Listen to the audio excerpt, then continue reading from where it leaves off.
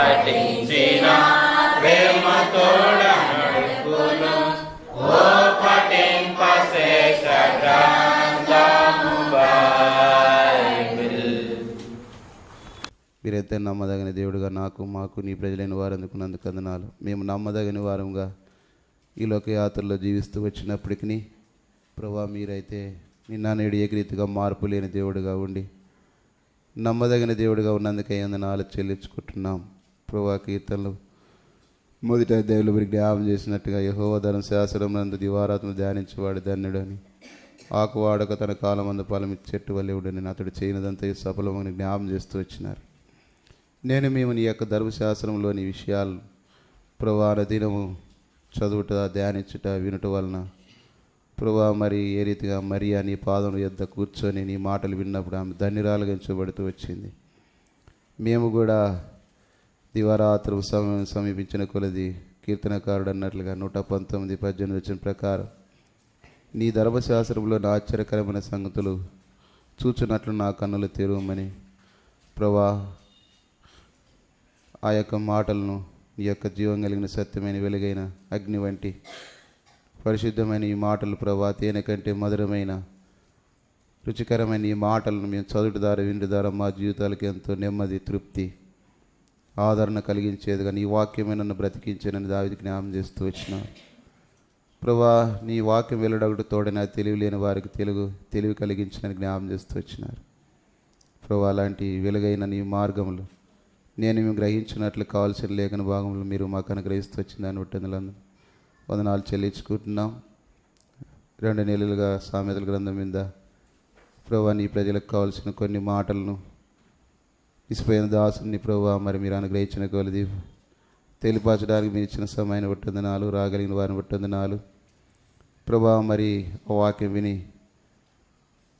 ఒక చెవిని విని ఒక చెవిని విడిచిపెట్టేవారుగా కాకుండా ఆత్మ సంగములతో చెప్పుచున్న మాట చెవిగలవాడు విననుగా కానీ ప్రతి వారు వారి హృదయాల్లో ఆ వాక్యం కార్యసిద్ధి కలిగజేయనట్లుగా హృదయం అనే పలకల మీద రాయబడినట్లుగా ఈ వాక్యమును వారికి అనుగ్రహించి మీరు సాయం చేయించే ప్రభా. ప్రతి వారు అవసరత క్రియని దేవుడు మమ్మల్ని ఖండించడానికి, గద్దించడానికి, బలపరచడానికి, ప్రోత్సాహపరచడానికి, ఆదరించడానికి కావాల్సిన లేఖన భాగంలో ప్రతి వారు అక్కడి కొరది మీరే విరిచి వడ్డించి మీరే సహాయం చేసి వారి తిని తృప్తి పొంది ఏ రీతిగా నేను వెంబడిస్తూ వచ్చినారో మా జీవితాల్లో మీ వాక్యమే మాకు ఆదరణ, మీ వాక్యమే మాకు బలము, మీ వాక్యమే మాకు ధైర్యము, మీ వాక్యమే మాకు ప్రోత్సాహం. అలాంటి మాటలు మాకు అనుగ్రహించి పరలోకం నుండి ప్రభా నీ ఆత్మాభిషేకం మాకు అనుగ్రహించి నీ నోటి బురుగా నిలబడి దాసు నిష్ప్రేమ దాసు నన్ను జ్ఞాపం చేసుకొని పరిశుద్ధాత్మాభిషేకం అనుగ్రహించి నా పేదల హృదయాలతో తలంపుల ఆలోచన సంపూర్ణ తాకము.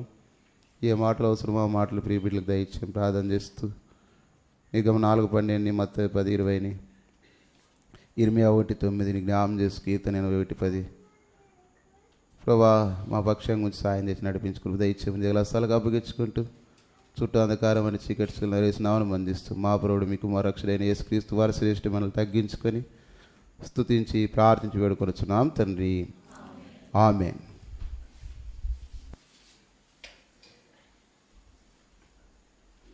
మనము గత 2 నెలలుగా సామెతల గ్రంథం మీద ఉన్న విషయాలను ధ్యానిస్తూ వస్తున్నాం. సామెతలు సొలొమోను మహారాజు, హిజ్కియా సేవకులు, ఆగూరు, లెముయేలు అనే వ్యక్తులు రాస్తూ వచ్చినారని. అయితే వీటిలో ఎక్కువ భాగమును మరి సొలొమోను మహారాజు రాసినట్టుగా మనం చూస్తూ వచ్చాం. అతడు దేవుని చేత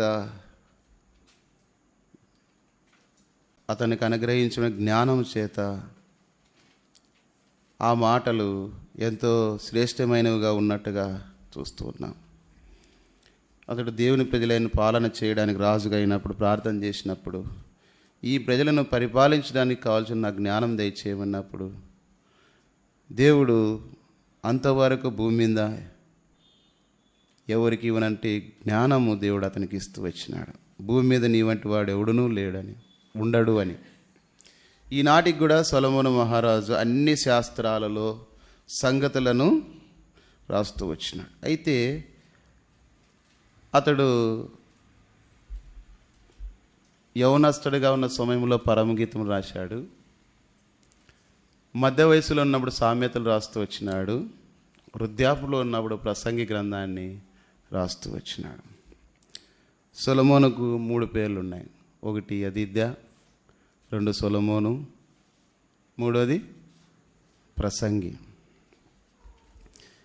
కాబట్టి కొంతమంది చరిత్రకారులు కూడా లెంబుయేలు కూడా అనే పేరు సొలొమోను మహారాజు కలదు అని కొంతమంది రాస్తూ వచ్చినారు. అయితే సామెతల గ్రంథం 25వ అధ్యాయంలో చూడండి, మొదటి వచనము. ఇవియును సామెతల గ్రంథం 25వ అధ్యాయము మొదటి వచనం. ఇవియును సొలొమోను సామెతలే, యూదారాజు అయిన హిజ్కియా సేవకులు వీటిని ఎత్తి రాసిరి.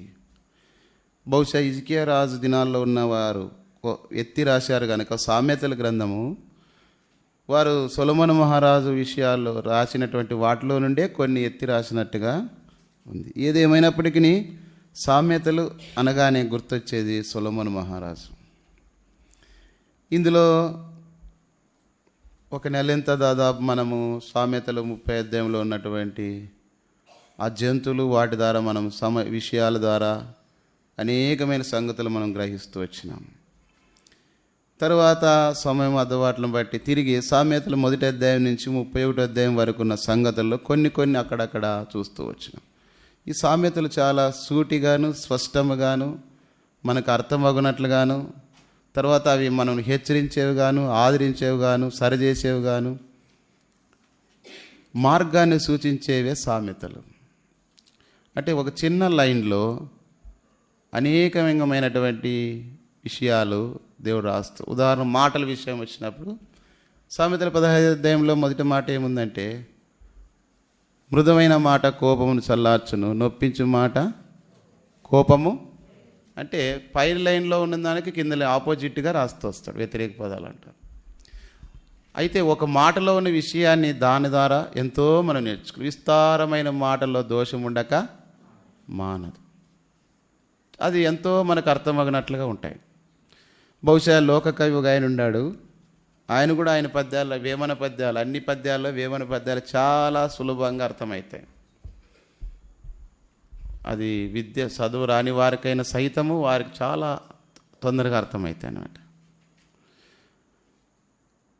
కాబట్టి మన జీవితంలో ఈ సామెతల గ్రంథం ఎంతో శ్రేష్ఠ. ప్రతి దినము, ప్రతి నెలలో, ప్రతి దినము ఒక అధ్యాయం ఖచ్చితంగా 31 ఉన్నాయి కనుక మనం చదువుకునే లేఖన భాగాలతో పాటు దీన్ని చదివితే ఎంతో మనకు మంచిది. నేను చాలా సంవత్సరాలు దీన్ని అభ్యాసం చేసుకుంటే ఉన్నాను. ప్రతిదినం కూడా చదువుతూ వస్తాను. కాబట్టి అంటే సంవత్సరానికి 12 సార్లు చదువుతాం. అయితే మీకు ఇచ్చే ఒక చిన్న వర్క్ ఏమంటే, పోయినసారి కీర్తనలు సామెతలకు రాయడానికి ఇచ్చాము. ఈసారి 2 నెలల టైం, నవంబర్ డిసెంబర్లో ఈ సామెతల గ్రంథాన్ని మీకు టైం ఉన్నప్పుడు నిదానంగా స్పష్టంగా చదివి గ్రహింపుతో రాయండి. త్వరగా రాయాలని కాదు, రాసి పెట్టండి సామెతలు. అది మీకు ఎంతో మేలుకరంగా ఉంటుంది. అన్నీ ఉన్నాయి, చిన్నపిల్ల వాళ్ళకి, యౌవనస్తులకు, వృద్ధులకు, స్త్రీలకు, పురుషులకు, మంచి వాళ్ళకి, చెడ్డు వాళ్ళకి, ఏది మంచి ఏది చెడు అందరికీ గ్రహింపగలిగినటువంటి విషయాలు ఇందులో ఉన్నాయి. ఇది మనం ధ్యానించడం మన జీవితాన్ని సులభంగా ఈ లోకంలో దైవ జ్ఞానముతో మనం బ్రతకవచ్చు. లోక జ్ఞానం ఉంది. యాకోబు పత్రికలో 3వ అధ్యాయంలో చూస్తే అది లోక జ్ఞానం ఉంది, పైనుండి వచ్చే పరసంబంధమైన జ్ఞానం ఉంది. మనకు కావాల్సిన పరసంబంధమైన జ్ఞానముతో ఈ లోకంలో మనం జీవించవచ్చు.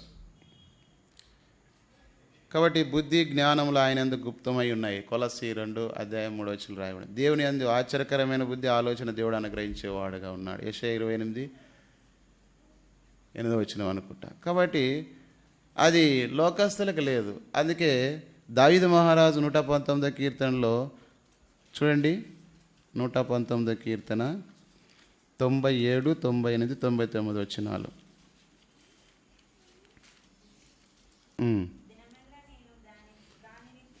నీ ధర్మశాస్త్రము నాకెంతో ప్రియముగా ఉన్నది, దినమెల్లా నేను దానిని ధ్యానించున్నాను. నీ ఆజ్ఞలు నిత్యము నాకు తోడుగా ఉన్నవి, నా శత్రువులకు మించిన జ్ఞానం అవి నాకు కలుగజేయుచున్నవి. నీ శాసనములు నేను ధ్యానించుచున్నాను, కావున నా బోధకులందరికంటే నాకు విశేష జ్ఞానము కలదు. నీ ఉపదేశములను నేను లక్ష్యం చేయుచున్నాను, కావున వృద్ధుల కంటే నాకు విశేష జ్ఞానము కలదు. పైనేమో శత్రులకు మించిన జ్ఞానం, తర్వాత బోధకులకు మించిన జ్ఞానం, తర్వాత వృద్ధులకు మించిన జ్ఞానం. మనకు తెలుసు సొలొమోను మహారాజు రాజుగా అయిన వెంటనే దేవుడిచ్చిన జ్ఞానం చేత ఇద్దరు స్త్రీలు వచ్చి ఆ బిడ్డ గురించి కొట్లాడుకుంటూ వచ్చినారు, నా బిడ్డ నా బిడ్డ అని. కానీ ఆయన దైవ జ్ఞానంతో ఏం చేసినాడంటే ఆ సమస్యను పరిష్కారం చేయడానికి కత్తి తీసుకొని వచ్చి ఆ బిడ్డను 2 ముక్కలు చేసి ఇమ్మన్నప్పుడు సొంత తల్లి అంటుంది పేగులు తరుక్కొని, అయ్యా ఆ బిడ్డను ఆమెనికే ఇచ్చేయమని. అప్పుడు ఆయన దైవ జ్ఞానంతో ఈమెయే ఆయన ఆ బిడ్డ యొక్క సొంత తల్లి అని చెప్పేసి ఆ బిడ్డకి ఇచ్చినాడు. అంటే అప్పుడు జనులందరూ ఆశ్చర్యపోయినారు, ఇంత జ్ఞానం ఎక్కడి నుంచి వచ్చిందంటే దైవ జ్ఞానం. తర్వాత శేబదేశ మనం 1 రాజుల 10వ అధ్యాయంలో ఆమె వచ్చి సొలొమోను మహారాజు జ్ఞానం గురించి ఆయన చేసే సమస్యల గురించి మీకు ఇంతకుముందు చాలా విషయాలు చెప్పినాను. 2 పూలు పెట్టి ఇందులో ఏది నిజమైన పువ్వు అని ఆయనకి ఇచ్చినప్పుడు అది చూడడానికి 2 ఒకే రకంగా ఉన్నాయి. కానీ ఎక్కడి నుంచో ఒక తుమ్మిది వచ్చి ఒక పువ్వు మీద వాలింది. అప్పుడు ఆయన ఇదే నిజమైన, ఎందుకంటే ఏ పూలోనైతే మకరందం ఉంటుందో అక్కడికి అవి ఆ యొక్క తేనెటీగలు వస్తాయి. అది ఆ రీతిగా అనేకమైనటువంటి విషయాలు మామూలుగా లోకస్తుల్లో కూడా మీకు శ్రీకృష్ణదేవరాయల కాలంలో అష్టదిగ్గజాలు అనే వాళ్ళు ఉన్నారు. వాళ్ళ తెనాలి రామకృష్ణ చాలా తెలివైన వాడని. కాబట్టి అనేకమైన విషయాలను ఆ రీతిగా ఇంతకుముందు కూడా కొన్ని అవసరాన్ని బట్టి చెప్తూ వచ్చాం. మనకైతే వాక్యానికి టైం తక్కువ వస్తుంది కనుక త్వరగా విషయాలు చూసుకోవడానికి. కాబట్టి ఆయనకి వికటకవి అనే పేరు, అంటే ఎట చదివినా కూడా వికటకవి అని వస్తుంది. కాబట్టి కారణం ఏమిటంటే అతనికి ఉన్నటువంటి పాండిత్యం, జ్ఞానం. ఆ రీతిగా అయితే అది లోక సంబంధమైనది. అయితే ఈ పరసంబంధమైన జ్ఞానం, దైవ జ్ఞానం దేవుని వాక్యం ద్వారా మాత్రమే మనం గ్రహించగలుగుతాం. అందుకే యెహోవా యందు భయభక్తులు కలిగిన జ్ఞానమునకు మూలము. తెలివి అని ఇంకో చోట రాయబడింది. ఈ రీతిగా అనేకమైన విషయాలు ఉన్నాయి. ఈ రాత్రిలో మనం చూసుకుంటూ వచ్చినప్పుడు దాదాపుగా సామెతల గ్రంథంలో 25 అధ్యాయాలు ముగించాము. ఇప్పుడు 26 అధ్యాయంలో మనం చూస్తూ వస్తాం. ఇవి కూడా సొలొమోను రాసిన సామెతలే. 25 అధ్యాయం 1వ వచనంలో యూదారాజు అని హిజ్కియా సేవకులు వీటిని ఎత్తి రాసరి. కాబట్టి సొలొమోను మహారాజు అనేకమైన విషయాలను మనకు తెలియపరుస్తూ వస్తున్నాడు. 26 అధ్యాయంలో ప్రాముఖ్యమైన విషయం ఏమంటే 11వ వచనం, తన మూఢతను మరలా కనపరచు మూర్ఖుడు కక్కిన దానికి తిరుగు కుక్కతో సమానుడు. అంటే ఈ అధ్యాయంలో ఈ మాట ఏం చూపిస్తుందంటే చేసిన తప్పునే మరలా చేయకూడదు అనేటువంటి అర్థం ఇచ్చే భావం. కక్కిన దాని తిరుగు కుక్కతో, ఒక వ్యక్తి ఏదైనా తప్పు చేసిన తర్వాత తిరిగి మాటికి ఆ తప్పును చేయకూడదు అనే దానికి ఈ మాట వాడుతూ వచ్చినాడు. ఇదే అపోస్తలుడైనటువంటి పేతురు కూడా 2వ పేతురు 2వ అధ్యాయం, పేతురు రాసిన మొదటి పత్రిక 2వ పత్రిక 2వ అధ్యాయము 20, 21, 22 వచనాల్లో దైవికమైన విషయాన్ని పోలుస్తూ 22వ వచనంలో కుక్క తన వాంతికి తిరిగినట్టును కడగబడిన పంది బురదలో దొర్లుటకు మళ్ళినట్టును అను నిజమైన సామెత చొప్పున వీరికి. కాబట్టి ఎట్లయితే కడగబడిన పంది మరలా బురదకు ఆశించినట్టుగా కక్కిన దాన్ని తినే కుక్క వాంతిని తిరిగి తిన్నట్టుగా రక్షణ పొందిన ఏ వ్యక్తి అయినా సరే మాటికి మరలా తప్పు చేసి పాపంలో పడిపోకూడదు. అందుకే కీర్తనకారుడు 32 మొదటి వచనం, తన అతిక్రమణ పరిహారం నొందినవాడు, తన పాపమునకు ప్రాయశ్చిత్తము నొందినవాడు ధన్యుడు. 28 సామెతల 13లో ఏముంది? అతిక్రమలు దాచిపెట్టువాడు వర్ధిల్లుడు, వాటిని ఒప్పుకొని విడిచిపెట్టువాడు కనికరం. కాబట్టి అంటే మాటికి మానవ జీవితం ఎలా ఉంటుందంటే తప్పు చేయడము తెలిసి మనకు ఆ తప్పని చేసి ప్రభువా నన్ను క్షమించు. ఎన్నోసార్లు మనము ప్రార్థన చేస్తుంటాం, ప్రభువా నా మాటలు బాగలేవు, ప్రభువా నేను చేయలేదు, ప్రార్థన చేయలేదు, ప్రభువా నీ తగినట్లుగా నేను జీవించలేని చెప్తూ ఉన్నాం. అయితే ఇక్కడ ప్రార్థన చేస్తాము, ఒప్పుదల ప్రార్థన చేస్తాము, దేవుని వాక్యమైన తీర్మానం చేసుకుంటాం. కానీ తిరిగి వెళ్ళిన తర్వాత వాటిని ఏమైపోతున్నాము? మర్చిపోతున్నాం. తిరిగి మళ్ళీ అదే తప్పునే చేస్తున్నాం. ఉదాహరణకు మనం ఉన్నాము, రక్షణ పొందిన వారు సినిమాలు సీరియల్ చూడకూడదు, బూతు మాటలు మాట్లాడకూడదు, ఈ లోకపు ఫ్యాషను, దానికి సంబంధించిన జీవితం కలిగి ఉండకూడదు. విస్తారమైనటువంటి మరి ఆ యొక్క వేషధారులు అంటే సినిమా యాక్టర్ని వేషధారులు అంటారు. ఏ యాక్షన్ తగ్గట్టు కావాలి వాళ్ళు వేషం వేసుకునే వాళ్ళు వేషధారులు అంటారు. అట్లాంటిది మనం ఉండకూడదని మనం అంటాం. వాక్యం విన్నప్పుడు తీర్మానం చేసుకుంటాం, కానీ వాటిని వదులుకోలేం. అలాంటి వారి గురించి ఈ మాట 26:11లో, తన మూఢతను మరలా కనపరచు మూర్ఖుడు తన కక్కిన దానిని తిరుగు కుక్కతో. ఎవరైనా అది కక్కింది తింటున్నాడు ఎవరికైనా ఇష్టం ఉంటుందా? ఎవరు ఇష్టం. మన సొంత కుక్క అయినా దాన్ని అసహించుకుంటాం. కాబట్టి దేవుడు కూడా మన జీవితాన్ని ఒకసారి చేసినప్పుడు, ఒకసారి రక్షణ పొంది మారు మనసు పొంది ప్రభు బలలో పాలు పొందుతూ ప్రభుని ఆరాయించిన తర్వాత మన జీవితం మాటి మాటికి పడిపోయే జీవితం ఉండకూడదు. ఎన్ని సంవత్సరాలైనా మార్పు లేని జీవితం ఉండకూడదు. ఊరికే మందిరానికి వచ్చి తగిన జీవితం లేకపోతే, తగిన సాక్ష్యం లేకపోతే, ప్రభు అంటున్నాడు రోమిలు రాసిన పత్రిక 2:24లో, మిమ్మల్ని బట్టియే కదా నా నామం అన్ని జనుల మధ్యలో దూషణ పాలు. నీకు తెలియకుండా దేవుణ్ణి ఏం చేస్తున్నావు?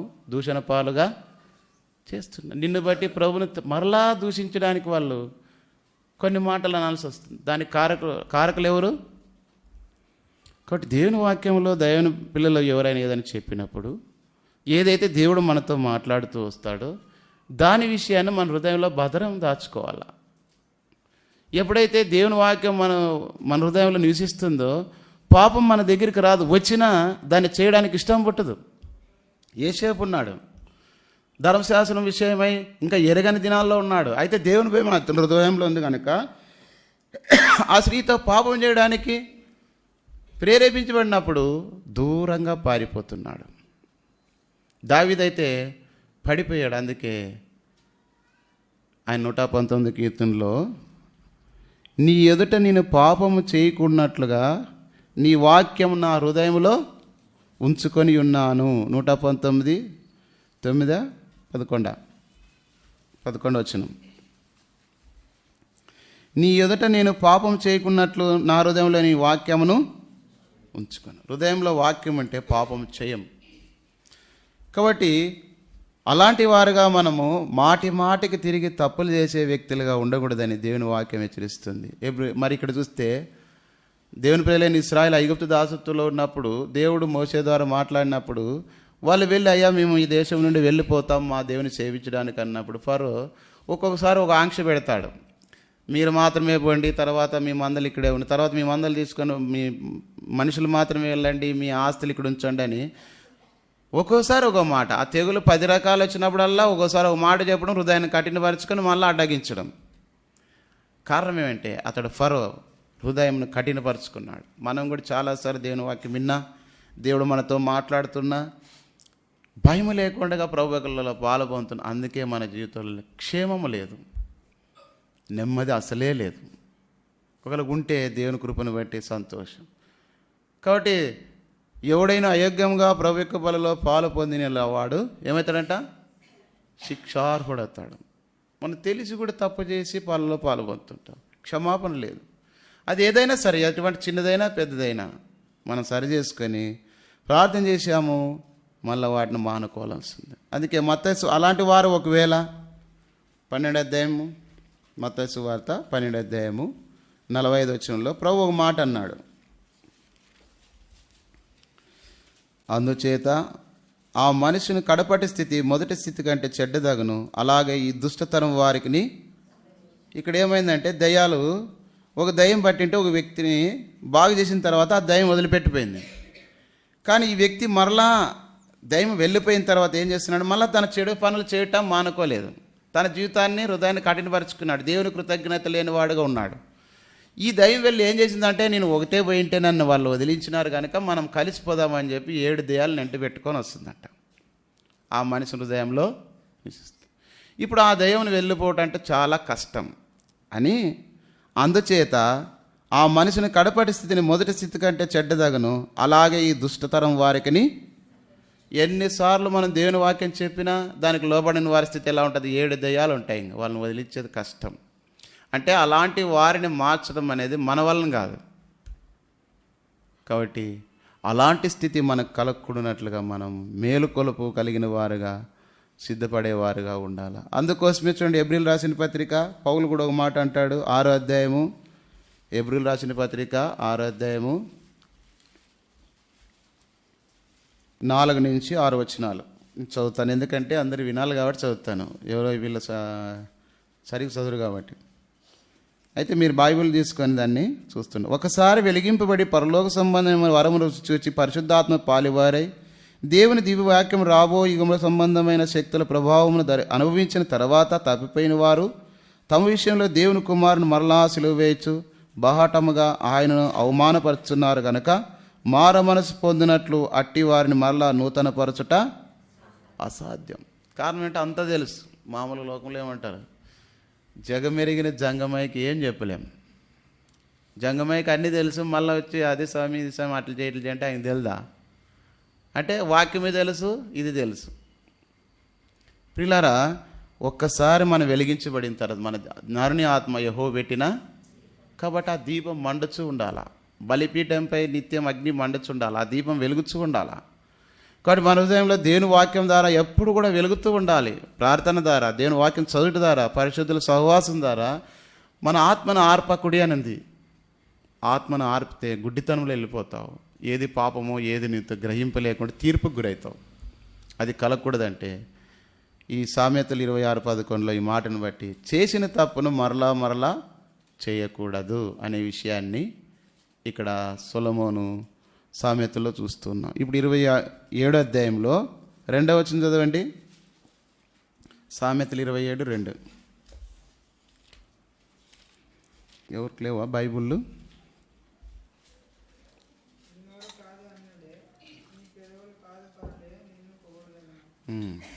నీ నోరు కాదు అన్యుడే, నీ పెదవులు కాదు పరులే నిన్ను పొగడుదురు. అంటే రక్షణ పొందినటువంటి దేవుని బిడ్డలైన వారు, నీ చుట్టూ ఉన్నవారు నిన్ను గురించి ఏం చేయాలంటే సాక్ష్యాలు. పొగడుదురు అంటే అర్థం ఏమంటే సాక్ష్యాలు. పలానా అమ్మ ప్రభుని ఎరగక మునుపు, మందిరానికి వెళ్ళక మునుపు, మారు మనసు పొందడానికి ముందు, బాప్తిజం తీసుకోవడానికి ముందు ఇట్లా ఉండేది, ఇట్లా మాట్లాడేది. ఇప్పుడు ప్రభుని ఎరిగిన తర్వాత ఏమైపోయిందంటే ఆమె పూర్తిగా మారిపోయిందయ్యా. నిజంగా ఆమెను చూసినప్పుడు దేవుని బిడ్డ ఆమె అని సాక్ష్యం వెళ్ళ. ఆయన నిజంగా దేవుని బిడ్డ. ప్రభువు తప్పు చేసినా పాపం చేసినా దావీదుని గురించి అపోస్తల కార్యం 13:22 ఏమని సాక్ష్యం ఇచ్చినాడు? అతడు నా హృదయానుసారుడు, నా ఉద్దేశములన్నీ నెరవేర్చువాడు అని దావీదుని గురించి ప్రభు సాక్ష్యం ఇచ్చినాడు. హానోకును గురించి కూడా ఎబ్రిల్ రాసిన పత్రికలో 11వ అధ్యాయం 5. విశ్వాసం బట్టి హానోకు మరణం చూడకూడనట్లు కొనిపోబడెను. అతడు కొనిపోబడక మునుపు దేవునికి ఇష్టడై ఉండేనని సాక్ష్యము పొందెను. కాగా దేవుడు అతని కొనిపోయాను గనుక అతడు. కాబట్టి విశ్వాసుల వీరి పట్టిలో ఈ యొక్క హానోకు కూడా దేవుని ఎదుట సాక్ష్యం పొందున్నాడు. ఈ 27వ అధ్యాయం మొదటి వచ్చిన పరులే నిన్ను పొగుడుదురు. ఇతరులు నిన్ను చూసినప్పుడు, నీ జీవితాన్ని, నీ ప్రవర్తన మాదిరి చూసినప్పుడు అది ఇతరులకు ఇష్టకరంగా ఉందా? ఇక్కడే సామెతలు 12వ అధ్యాయం 8వ వచనం 12:8. ఒక్కొక్క మనుషుడు తన వివేకం కొలది పొగడబడును, కుటిల చిత్తుడు. కాబట్టి తన వివేకం కొలది. ఎవరైనా ఓ వ్యక్తి బాగా మంచిగా అన్ని విషయాల్లో బాగుంటే పలానా వ్యక్తి చాలా మంచిది. ఏదైనా పని కలిగిన వాడు అనుకో, పలానా వ్యక్తి ఆ పని బాగా చేస్తాడు. ఒక టైలర్ ఉన్నారనుకో, ఆమె బాగా కుడుతుంది, బాగా చెప్పినట్లు కుడుతుంది, బాగా కుడుతుంది అంటారు టైలర్. బేల్దారు ఉన్నాడు అనుకో, బాగా కడతాడు అంటారు. వడ్రంగి వాడు ఉన్నాడు అనుకో, ఎవరైనా ప్రాన్సర్ నోట్ రాయాలంటే తిమ్మప్పని బాగా రాస్తారంటారు కదా.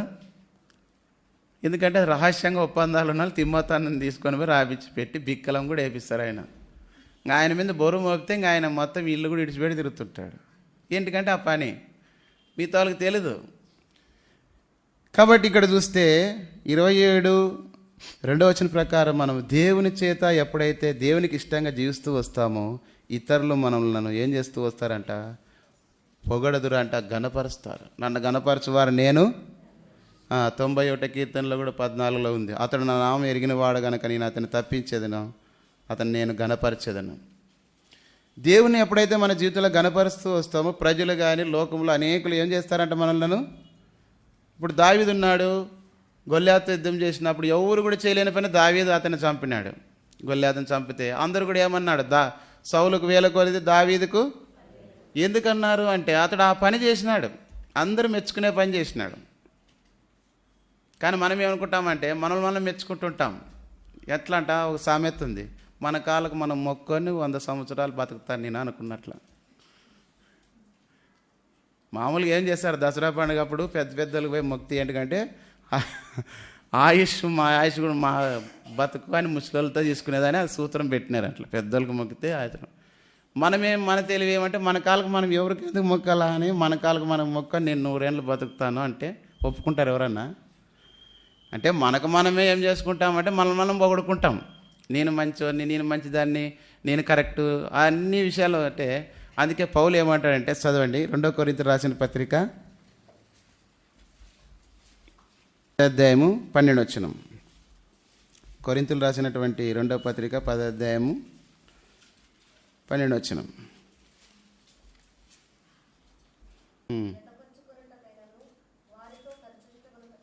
17 18 ఇప్పుడు మీరు అదంతా చదవండి, టైం లేకుండా కుదించి రాస్తున్నా. తర్వాత 17లో అతిశయించువాడు ప్రభునందే అతిశయింపవలను, ప్రభు మెచ్చుకునేవాడు యోగ్యుడు కానీ తను తానే మెచ్చుకునేవాడు యోగ్యుడు కాడు. మనం బాగున్నామని అనుకునేది కాదు.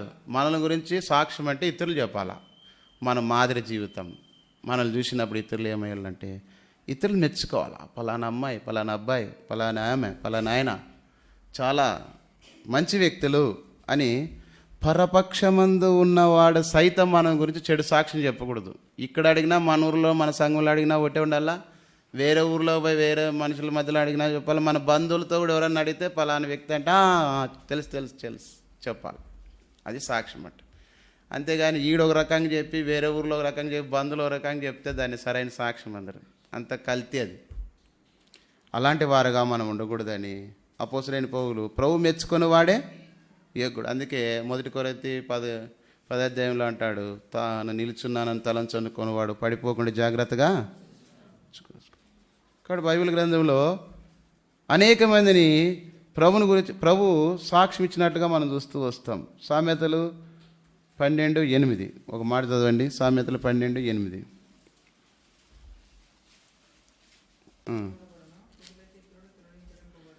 31 సామెతలు 31:29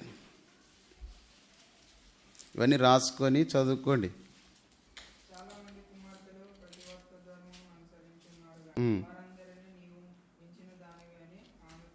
భర్త ఒక భార్యను పొగిడే విషయాన్ని అక్కడ మనం చూస్తాం. తర్వాత పరమగీతంలో 6:9 నా పావురమా నా నిష్కరంకురాలు ఒకతే, ఆమె తన తల్లికి ఒకతే కుమార్తె, కన్న తల్లికి ముద్దు బిడ్డ, స్త్రీలు దాన్ని చూచి ధన్యురాలందరూ, రాణులను ఉపపత్తులను దాన్ని పొగడదు. అందరూ పొగడతారట.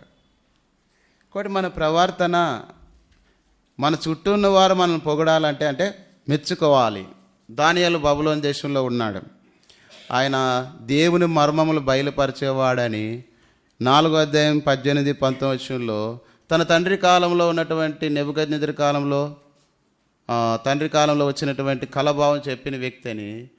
తర్వాత ఆయన కుమారుడు బెల్షాజరు అడిగినప్పుడు ఆ భావాన్ని దానియేలుకు సెలవిచ్చినప్పుడు దానియేలు ఎదుట రాజు సాగిలపడి సాష్టాంగ నమస్కారం చేసి పరలోకములో నుండి దేవుని ఆత్మ చదివితే మంచిదేమో కదా. 4వ అధ్యాయం 18-19 దానియేలు గ్రంథం 4వ అధ్యాయము 18-19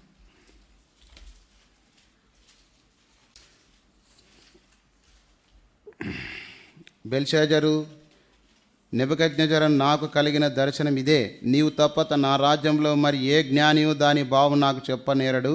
నీ యందు పరిశుద్ధ దేవతల ఆత్మ ఉన్నది గనక నీవే దానిని చెప్ప సమర్థుడంటిని. దానియేలు మెచ్చుకుంటున్నాడు. ఎవరికి? దానియేలుకు సాష్టాంగ ఒక రాసు. కారణం ఏమంటే దేవుని ఆత్మ దానియేలులో ఉంది. కాబట్టి దేవుని పిల్లలుగా ఈ లోకంలో మనం ఉన్నప్పుడు ఎక్కడ వెళ్ళినా మనకి దైవికమైన విధానం ఉన్నప్పుడు గౌరవం ఉంటుంది, విలువ ఉంటుంది. ఏ స్థలంలో పోయినా దానికి తగిన విధానంలో ఉంటూ వస్తారు. అంటే మీరు చూశారు, మేము అది ఏ ఊరు, బళ్ళారి దగ్గర ఊరు ఉంది, చీలగురికి అని ఒకటి వివాహం ఉంటే పోయినాం. అక్కడ పాలని ఇంతకుముందు అక్కడ వచ్చినాడు ఆయన, ఎవరు, పత్తికొండలో మనం ఉపవాస ప్రార్థనకి. అంటే ఒకరికొకరు గణపరచుకోవడం ఆత్మీయులు కాబట్టి ఆయన భోజనాన్ని కూర్చున్నా పలకరిద్దామని నేను పోయినా. పోతే ఆయన లేచిన ప్రజలు అన్నది అంటే ఏం చెప్తున్నామంటే వాళ్ళనైనా మనల్నైనా ఒకరికొకరు గౌరవించుకోవడం ఎట్లా ఉంటుంది. ఒక దేవుని పిల్లలైన వారు ఒకరినొకరు గౌరవించుకున్నప్పుడు దానికి విలువ ఉంటుంది. ఎప్పుడు ఉంటుందంటే దేవుని వాక్యానుసారంగా దైవికమైన విధానం మనం ఉన్నప్పుడు ఆత్మ సంబంధమైన వ్యక్తులు విలువిస్తారు. శరీర సంబంధాలు కూడా విలువిస్తారు. బయట వాళ్ళు ఏమంటారా, మీరు దేవుని పిల్లలయ్యా, మీరు అట్లా అవి. ఒకవేళ మన పొరపాటున ఏదైనా ఒక మాట మాట్లాడితే ఏమంటారు తెలుసా, మేమైతే మాట్లాడచ్చు, మీరు మాట్లాడకూడదు కదా ఆ మాట అని వాళ్ళే మనకి చెప్తారు. మాకు తగను కానీ ఇట్లా మీకు తగదు కదా. అంటే ఎందుకు చెప్తున్నానంటే ఈ విషయాన్ని, ఇతరుల ద్వారా మనము సరైన విధానంలో సాక్ష్యము మాదిరి కలిగిన జీవితం మనం ఉండాలి. తెస్సలోని పత్రికలో మనం చదివితే 3 తెస్సలోని 1:8 వాళ్ళు ఆ సంఘస్థులంట, చదవండి 1వ అధ్యాయం 8వ వచనం. 1 తెస్సలోని రాసిన పత్రిక 1వ అధ్యాయము 7వ వచనంలో 6, 7, 8 కలిసి నేను చదువుతాను. పరిశుద్ధాత్మ వలన కలుగు ఆనందంతో గొప్ప ఉపద్రవమందు మీరు వాక్యమును అంగీకరించి మమ్మను ప్రభును పోలి నడుచుకొని వారి అయితిరి. కాబట్టి మాసిదోనియాలోను ఆకాయలోని విశ్వాసులందరికీ మాదిరైతిరి. సంఘాలకే మాదిరైనారంట. మనము ఈ సామెతల గ్రంథం 27:2 ప్రకారం మన చుట్టూ ఉన్న వారు మన గురించి సాక్ష్యం చెప్పాలి. ఇది 27వ అధ్యాయం గురించి. 28వ అధ్యాయం 1వ వచనం. సామెతల గ్రంథం 28 1వ వచనం. ఎవడును తరముకుండానే దుష్టుడు పారిపోవును, నీతిమంతులు సింహం వలె ధైర్యముగా. కాబట్టి నీతిమంతులు సింహం వలె ధైర్యముగా ఉందురు. అంటే ఇది మనకు ఆత్మీయ జీవితానికి ఏం నేర్పిస్తుందంటే, దేవుని పిల్లలైన వారి లోకంలో దేనికి కూడా భయపడేవారుగా మనం ఉండకూడదు. ఎప్పుడు భయం వస్తుందంటే, ఆదామవులు ఉన్నారు, దేవునితో ఉదయము సాయంత్రం కలుసుకుంటున్నారు, మాట్లాడుతున్నారు. ఎప్పుడైతే దేవుని ఆజ్ఞను వాళ్ళు మీరారో, దేవుని స్వరం విన్నప్పుడు ఏమైనారు, వాళ్ళు చెట్ల చాటున దాక్కున్నారు. కారణం ఏమి అంటే పాపం వాళ్ళలో ప్రవేశించింది. దేవుని ప్రజలుగా మనలో ఎప్పుడైతే కాని పని మనం చేసినప్పుడు, కయ్యూనున్నాడు, సొంత తమ్ముని చంపినాడు. దేవుడు అడుగుతున్నాడు, కయ్యూను నీ తమ్ముడైన హేబేలు ఎక్కడా అంటే ఆయన ముఖం చిన్నబుచ్చుకొని ఉన్నాడు. అందుకే face is index of mind అనేది. ఒక మనిషి యొక్క ముఖ లక్షణాన్ని బట్టే ఆ వ్యక్తిని చెప్పచ్చు. దాంట్లో యథార్థత లేనప్పుడు, నీతి లేనప్పుడు, లేదంటే సరైన విధానం లేనప్పుడు ఆ ముఖ కవలికలను బట్టే పోలీసు వాళ్ళు అది సైకాలజీ చదువుతారు. వాళ్ళు ఇంకా అడగ మీకు ఇంతకుముందు చెప్పినట్లుంది, అయినా గుర్తు చేస్తాను.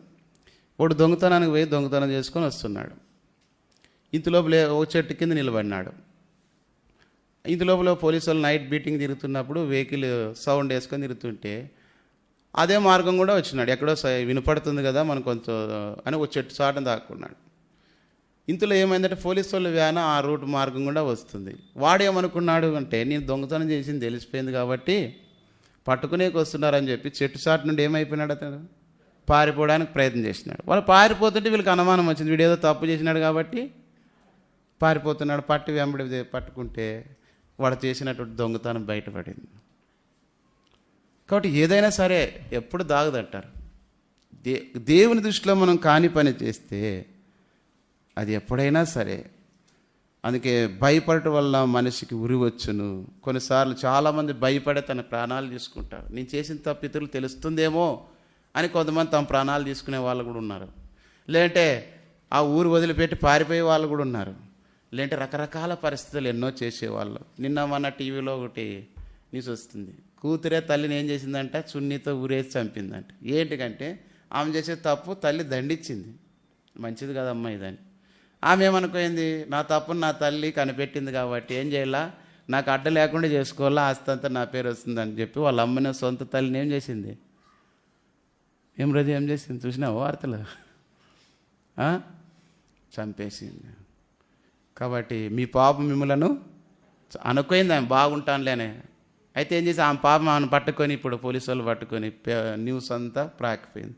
ఇప్పుడు ఆమె ఆడ తలెత్తుకొని తిరుగుతుంది. ఎవరైనా మంచి వాళ్ళు అంటారా? కాబట్టి ఇలాంటిది మీ జీవితంలో ఉండకూడదు, కాబట్టి భయపడకూడదు అని దేవుని వాక్యం సెలవిస్తుంది. శద్రక, మేషక్, అబేద్నెగో, దానియేలు ఉన్నారు. వాళ్ళ ముగ్గురికి ఫస్ట్లో అగ్నిగుండం ఉన్న వాళ్ళు భయపడలేదు, దేవుని కోసమే నిలబడ్డారు. తర్వాత దానియేలు సింహబోన్లో వేస్తారని తెలిసినప్పటికీ ముమ్మారు ప్రార్థన చేసినాడు. సింహబోన్లో వేస్తారని తెలిసినప్పటికీ భయపడలేదు. అందుకే 1 యోహాను 4:4 ఏం చదువుతూ వస్తాం ఎప్పుడు? మీలో ఉన్నవాడు లోకంలో ఉన్నవానికంటే గొప్పవాడు గనక మీరు వానిని. కాబట్టి మనం భయపడకూడదు. 5వ అధ్యాయం 8వ వచనంలో కూడా ఆ మాట ఉంది, చదవండి. 1 యోహాను 5:8.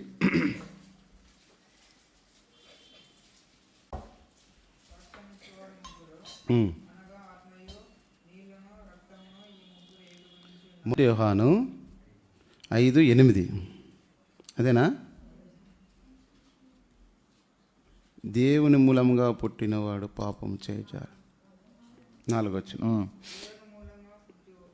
వారందరూ లోకమును జయించుదురు, లోకమును జయించిన విజయం మన. కాబట్టి మన భయాలలో మనము కొంతమంది ఊరికనే భయపడుతుంటారు. ఏదైనా బాగలేకుండా వచ్చిందనుకో, ఏదైనా రోగమో బాగలేక అయిపోయింది నేను చచ్చిపోతానేమో అని ఆ భయంతోనే సగం చచ్చిపోతారు వాళ్ళు. ఏమవుతుందో ఏమో బాగవుతుందో లేదు, ఏమవుతుందో ఏమో, నా భార్య కంటే నేనే ముందు చచ్చిపోతాను, నా భర్త కంటే నేనే ముందు చచ్చిపోతాను ఏమో అని భయపడుతుంటారు. ఎప్పుడు పోతేనేమో మనం దేవుని పిల్లలు మరణానికి మనం భయపడకూడదు. ఎందుకంటే మన ఊరికి మనం పోతామా అనుకోలేడ. యాది మన ఊరు? కసాపురం కాదు, యాది మహి పరలోకమా? Very good. మన శ్రీలంకలో బాంబు పేలులు జరిగినాయి చూడు, హిస్టరీ. అప్పుడు ఒక సండే స్కూల్ టీచరు, మీరు ఎంతమంది ప్రభు దగ్గర ఉండాలనుకున్నారు, లేదంటే ప్రభు రాజ్యం కావాలనుకున్నారంటే దాదాపు చాలామంది సండే స్కూల్ పిల్లలు, సండే స్కూల్ స్టార్ట్ అయిందంట, అందరు చాలామంది చేయెత్తినారంట. తర్వాత బాంబు బ్లాస్ట్ అయిపోయింది, అందరు చనిపోయినారు. అంటే పిల్లలు, అందుకే కదా చిన్న పిల్లలు నా యొద్దకు రానీయుడు, వారిని ఆటంకపరచు. మామూలుగా లోకస్తులు కూడా ఏమంటారంటే చిన్నపిల్లలు దేవతలు లాంటి వాళ్ళు అంటుంటారు. అది తప్పు, దేవతలు లాంటి వాళ్ళం కాదు, కాకపోతే ఏమి తెలియని వయస్సు అని. పిల్లల మనం కూడా ఎలా ఉండాలంటే దేవుని ప్రజలుగా భయానికి, లోకానికి భయపడేవారుగా మనం ఉండకూడదు. ప్రభుని బట్టి ధైర్యంగా సింహం వలె మనం ఎట్లుండాలా? ధైర్యం. నీతిమంతులా ఎట్లుంటారంట? సింహం వలె ధైర్యం. అడవిలో ఏదైనా సరే సింహం ఒకసారి గాండ్రించిందంటే భయపడాల్సిందే. అది సింహానికి ఏది కారణం అంటే, అది సింహం గర్జించింది అనుకో 10 కిలోమీటర్లు అంత సౌండ్ వినపడుతుందంట, అంత దూరం వినపడుతుంది దాని సౌండ్.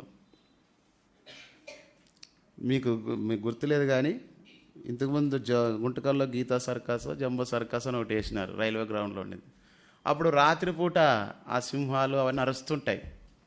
ఎందుకంటే వాళ్ళు సర్కస్ ఆడిస్తున్నప్పుడు అవి గాండ్రిస్తుంటాయి. తర్వాత అవి కొన్నిసార్లు ఆకలి అయినప్పుడు వాటికున్న దాన్ని బట్టి సౌండ్ చేస్తే, ఇక్కడ మా ఇంట్లో వండుకున్నా కూడా ఇక్కడ వినపడేవి మాకు.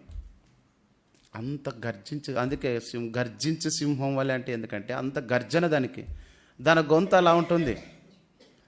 కాబట్టి దేవుని ప్రజలుగా మనం ఎలా ఉండాలంటే, దేన్నైనా ఎదిరించడానికి, రాజా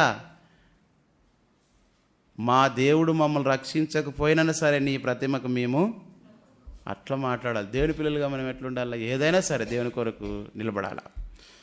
కాబట్టి సామెతల గ్రంథము 14:26లో ఒక మాట ఉంది.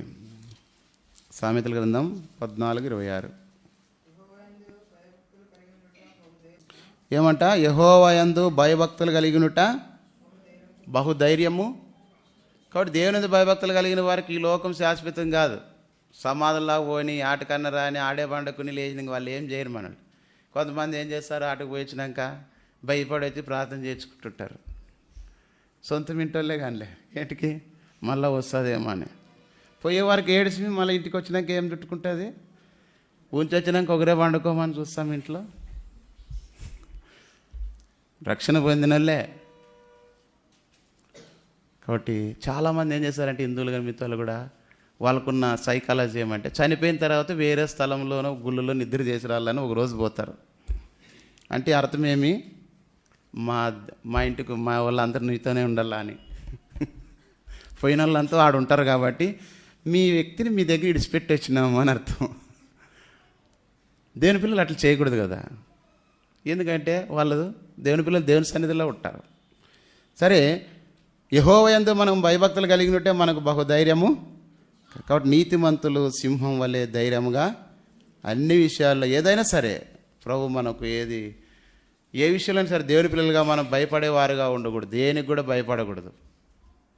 ఇది గమనించాలి. తర్వాత 29 అధ్యాయము సామెతల గ్రంథం 29:1.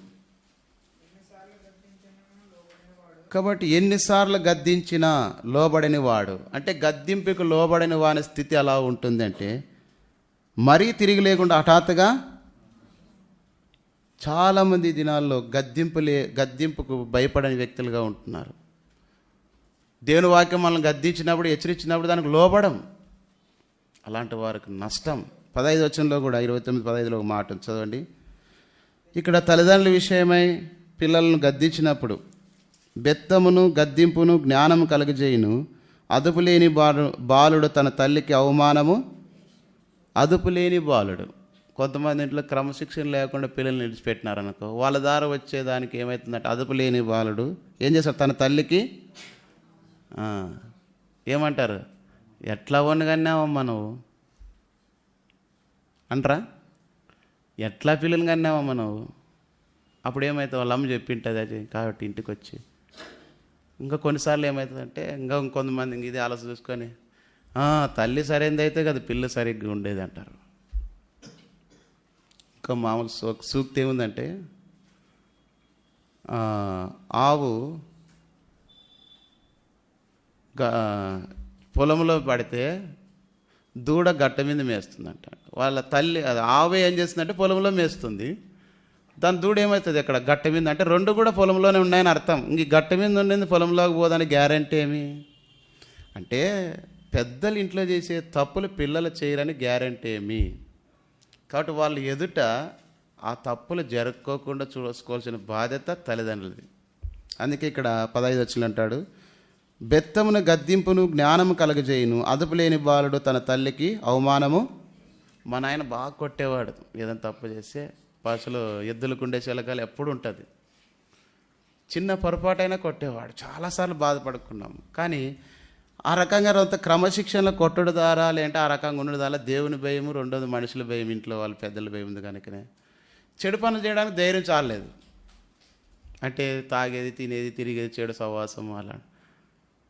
కారణం ఏమంటే ఈనాడు చాలామంది తమ పిల్లలకు వదిలేయటం బట్టి 17 వచనంలో ఏమంటాడు కింద,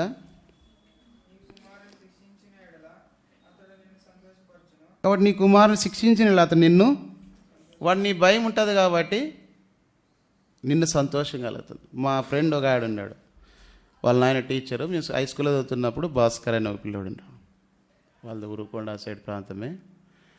వాళ్ళ నాయన డ్యూటీకి వచ్చిన తర్వాత వాళ్ళ నాయన ఛాయాపురానికి నడుచుకుంటూ పోయి వచ్చేవాడు కొనకొండలకి. ఇంటికాడ మేము స్కూల్ అయిపోయి ఆటలాడి వెళ్ళిపోయేదానికి ఏం చేసాడంటే వాళ్ళ నాయన కాళ్ళ బిసుకుతూ ఉంటాడనమాట నడిచి వచ్చి. అప్పుడు వెహికల్స్ లేవన్నమాట, సైకిల్లో కానీ అట్లా పోయి. ఒకే కొడుకు కానీ చాలా భయభక్తులతో ఉంటాడు.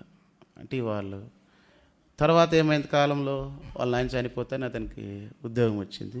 ఇప్పుడు పెద్ద ఆఫీసర్ స్కూల్కి సంబంధించిన దాంట్లో. అంటే ఎందుకు చెప్తున్నానంటే, ఎవరైనా సరే గద్దింపుకు లోబడి తల్లిదండ్రులకు భయం కలిగి లోబడి జీవిస్తే వాళ్ళ జీవితం చాలా ఆశీర్వాదకరంగా ఉంటుంది. ఈ అధ్యాయం అంతా గద్దింపు గురించే ఉంది. 18 వచనం చదవండి.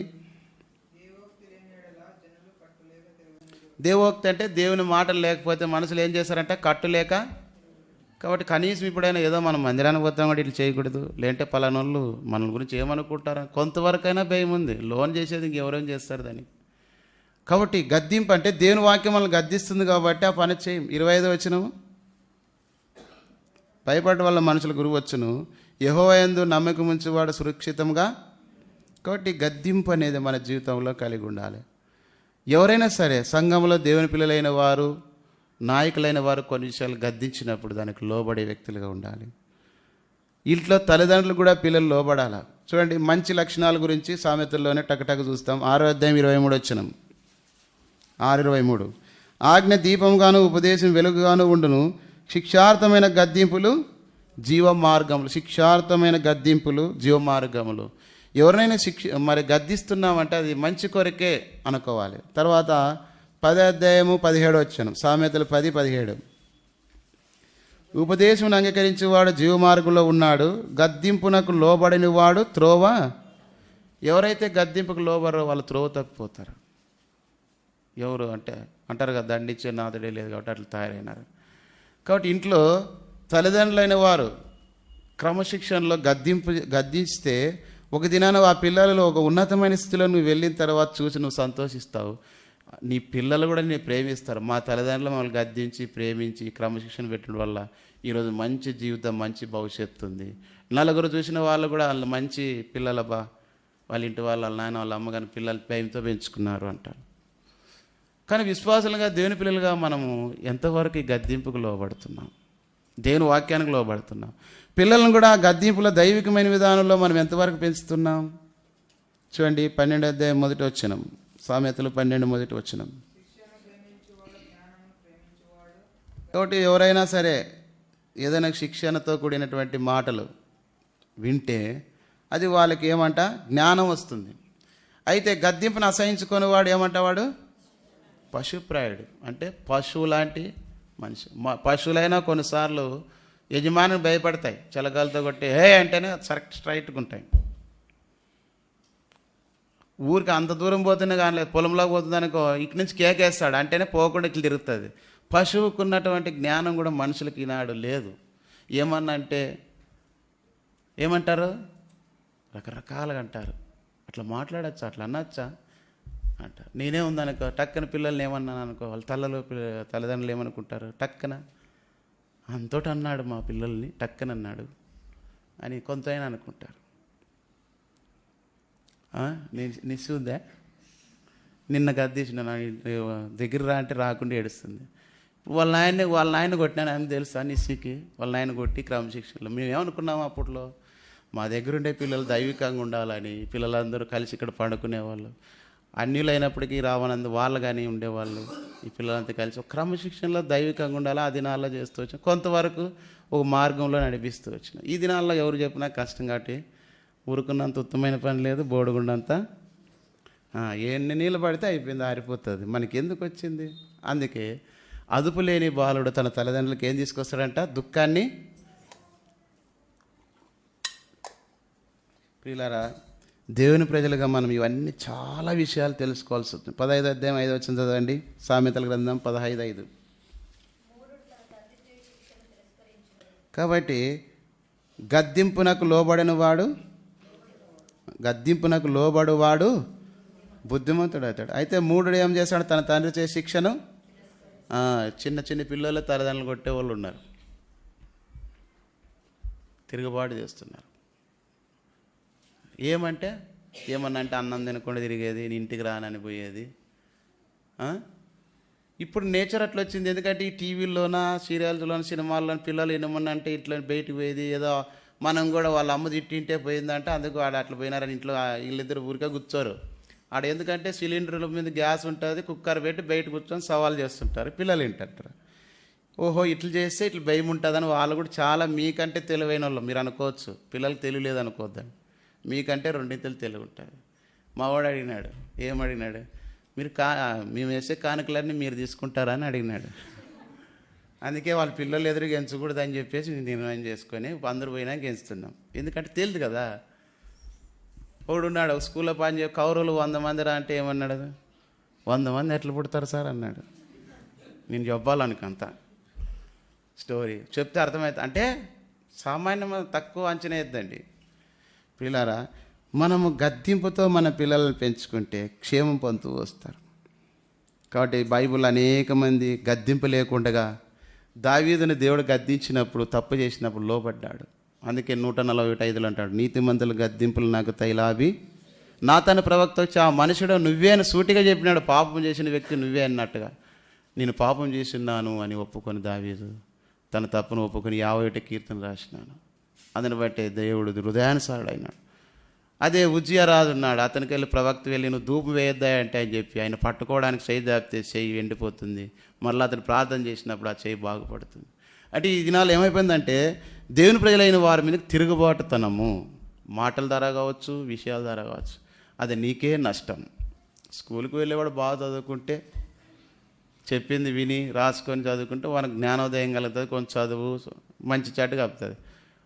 వినుకోకుండా లోబడకుండా తిరుగుబాటు, కొంతమంది కొట్టినాడని తల్లిదండ్రులు తోలుకొని పోయి పిల్లలు చూస్తారు. వాళ్ళు కూడా ఇప్పుడున్న ఇన్స్ట్రక్షన్స్ బట్టి ఏం చేస్తారంటే కొట్టొద్దండి పిల్లల్ని, వింటే చదువుకుంటే వాడు బాగుపడతాడు, లేకపోతే లేదంట. ఇప్పుడు పిల్లలు కూడా అట్లా అయిపోయింది, ఏం లేదు.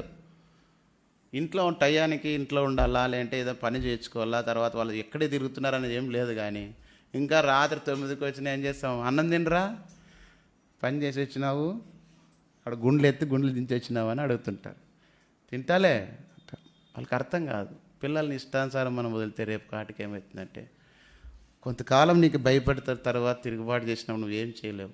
చేయకపోగా చాలా నింద, గుండె కుమిలిపోయి ఏడ్చినా బాగుపడనే స్థితి వస్తుంది. అది నీ చేతిలోనే ఉంది. మొక్క వంగంది మానై. కాబట్టి ఇలాంటి పరిస్థితుల్లో మనము గద్దింపుకు లోబడిన వారుగా ఉండాలి. ఏలీ తన కుమారులను గద్దించినాడు, కానీ వాళ్ళు లోబడలేదు, గద్దించలేకపోయినాడు. దేవుని శిక్షకు గురైనారు, నష్టపోయారు. ఏలీ ఆ వార్త విని ఆయన కూడా చనిపోయినాడు. చాలామంది తమ పిల్లలు చేసిన అవమానకరమైన విషయాలను తట్టుకోలేక పేపర్లో కూడా చదువుతాము. ఇప్పుడు ఇప్పుడు సాయంకాలం న్యూస్, తల్లిదండ్రులు ఇద్దరిని వాడు అగ్గిపెట్టి కాల్ చేసినాడంట. ఎంత భయంకరమైన దినాల్లో మనం ఉన్నాం. కాబట్టి చాలా జాగ్రత్తగా మెలకు కలిగి కుటుంబాల్లో పిల్లల్ని కాపాడు. నువ్వు అనుకోవచ్చు నీ ఇంట్లో తప్పు చేస్తుంటే వదిలేసినావు అనుకో, రేపు అదని బయట చేస్తాడు. అప్పుడేం పరిస్థితి? నువ్వు కాబట్టి ఓర్చుకుంటావు, నీ బయట వాళ్ళు ఎందుకు ఓర్చుకుంటారు? ఆ పరిస్థితి ఆటకెళ్తుంది. ఆ రోజు నీ పరిస్థితి ఏమి, నీ సాక్ష్యం ఏమి, నీ జీవితం ఏది? కాబట్టి లోకస్తుల గురించి కాదు, కానీ దేవుని పిల్లలుగా మనమే క్రమశిక్షణ కలిగి మొదటి ఉండాలి. వదిలితే అది నీకే నష్టం. దావీదు కుమారుడు అబ్షాలోము తండ్రి సింహాసనాన్ని తీసుకోవాలని తరంతూ వెళ్ళినాడు. తండ్రి భార్యను చెరిపినాడు. ఎంత అవమానకరమైన విషయం. అందుకే శిక్ష వచ్చింది. ఎన్నిసార్లు గద్దించిన లోబడిన వాడు హఠాత్తుగా చెట్టుకు వేలాడ తీసిపడ్డాడు. యోవాబు గురిపెట్టి గుండె కొడితే చనిపోయినాడు. తండ్రి ఏడ్చినాడు. ఏం లాభం? బహు సౌందర్యవంతుడు, ఎంత అందంగా ఉన్నాడంట. ఎన్ని ఎంటికలు అంటే అంత ఎంటికలు. మా ఓనికి ఎంటికలు, నా బిడ్డకి ఎట్లున్నాయి? ఏం ఊరంతా కసపొడిచేవాళ్ళేమో ఎంటికలతో. ఇంకోరి ఒకడని పెళ్లి సంబంధం అయితే ఎందుకు ఒప్పుకోలేదంటే ఎంటికలు తక్కువ ఉన్నాయంట. ఉన్నోళ్ళే కటింగ్ చేసుకుంటున్నారు, లేని దాన్ని ఏం చేయాలంటే ఎంటికలు ఎక్కువ ఉంటే లక్ష్మీదేవి వచ్చినట్లు అంట. ఉన్నిని లక్ష్మీదేవి పోకుంటే చాలు అయినా ఏమి వచ్చినాక అని చెప్పిన. ఎంత అంటే అట్లా అయిపోయినారు వీళ్ళారా. కాబట్టి గద్దింపు అనేది ఈ 29వ అధ్యాయంలో, ఒకవేళ నువ్వు దేవుడు నిన్ను అనేకమైన పర్యంలో హెచ్చరించినప్పటికీ లోబడకపోతే నీకేది నష్టం. 30వ అధ్యాయం. ఇది గత నెలంతా మనం ఇందులోని విషయాలు చూస్తూ వచ్చినాం. ఆగూరు రాసినటువంటి వ్యక్తి అని. 10వ వచనం చదవండి మొదటగా. 11 చదవండి. పెంచుచు తల్లిని దీవించని తరము కలదు. అంటే 17వ వచనంలో కూడా తల్లిదండ్రులు. ఇది ఈ అధ్యాయంలో ఏం ప్రాముఖ్యంగా అంటే ఇతడు ఎందుకు రాయాల్సి వచ్చిందంటే తల్లిదండ్రులను సన్మానించము. మన కన్న తల్లిని కన్న తండ్రిని మనం ఏం చేయాలంటే సన్మానించమంటే అర్థం ఏమంటే కుసిపెట్టి దండేయమని కాదు, చచ్చిపోయినాక గోరి కట్టమని కాదు, లేదంటే ఏదో చేయమని కాదు. ఇప్పుడు రేపు 2వ తారీఖు పోతే మీరు సమాధుల తోట దగ్గరికి ఏమేమి అన్నీ వాళ్ళకి కావాల్సినవన్నీ పెడతారంట. బతుకున్నప్పుడు ఊడు పెట్టిండు, నాకు తెలిసి పెట్టిన వాళ్ళు ఎవరో. కానీ పోయి ఏమేమి కావాలా వాళ్ళకి? మటన్ కావాలా, మందు కావాలా, బీడీలు కావాలా, సిగరెట్లు కావాలా, లేదంటే స్వీట్లు కావాలా, మిక్చర్ కావాలా, ఇష్టమైన వస్తువులని తీసుకొని పోయి వాళ్ళు తిండ్రు. అంత బయట కాసుకొని కూర్చుంటారు. వాళ్ళు పోయినాక సంచులకి వేసుకొని పోతారు వాళ్ళు. ఏం ప్రయోజనం? చనిపోయిన దగ్గర సమాధుల పండుగ అంట. ఐగుప్తులో మనకు 78 కీర్తనలో మీరు చదివితే కీర్తనలో ఉంది. వాళ్ళు ఐగుప్తు సమాధులను పూజించి వాళ్ళ పితరులకు చచ్చిన జంతువులను బలి అర్పించినట్టుగా ఆ మాంసం తిన్నట్టుగా ఉంది. అది లోక ఐగుప్త ఆచారం. దేవుని పిల్లలుగా మనం అలాంటివి చేయకూడదు. అందుకే లోకాలు చనిపోయినాక 5 దినాలు 3 దినాలు ఆ గొర్రెను కోసి మందు తెచ్చి అందరిని పిలిచి ఊరికనే పేరు ఒకరిది అట్లుంటారు చాలామంది. మన సంసం చెప్పినట్లుగా వాళ్ళ ఆయనకి వాళ్ళ అమ్మకు బట్టలు పెడతారంట. వీళ్ళే తెచ్చుకొని మంచివి ఎందుకు తీసుకుపోతారంటే మళ్ళీ మనకే వస్తాయని. మళ్ళీ ఎందుకు వాళ్ళకి వాళ్ళు వచ్చినారనుకో ఇంటికి పిలుచుకుంటారా? ఎవరికన్నా వాళ్ళ ఇంట్లో దయ్యంగా వచ్చినారనుకో, ఏమో మా అమ్మ చూసేకి వచ్చిందని చెప్పేసి ఉండమ్మా పోవద్దు అనరు. పొయ్యాక ఎన్ని తిప్పులో పడతారు. అనుకోవచ్చు కదా, మా అమ్మ వచ్చింది, మా నాయన వచ్చినాడా, మా అవ్వ వచ్చింది, మా తాత వచ్చినాడు, ఎందుకు అనుకోరు? వాళ్ళు ప్రేమించే కదా మీ ఇంటికి వచ్చిండేది.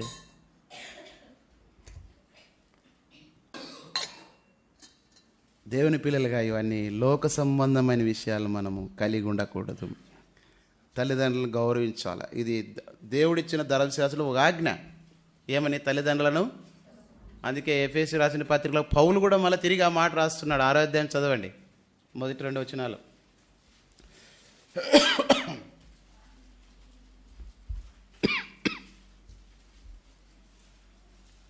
చదవండి, ఎంతసేపు చేస్తారు?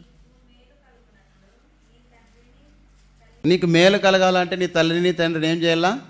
గౌరవించాలా, ప్రేమించాలా, వాళ్ళ మాటకి ఎదురు చెప్పకూడదు, లోబడి జీవించాలా. సృష్టికర్త అయిన దేవుడు యేసు ప్రభు ఈ లోకంలో ఉన్నప్పుడు ఏం చేసినాడు? లూకా సువార్త 2:51 చదవండి. దేవాది దేవుడు, సృష్టికర్త అయిన దేవుడే ఈ లోకంలో ఉన్నప్పుడు శరీర సంబంధమైన తల్లిదండ్రులకు ఆయన ఏం చేసినాడు? 2వ అధ్యాయము లూకా సువార్త 51వ వచనం.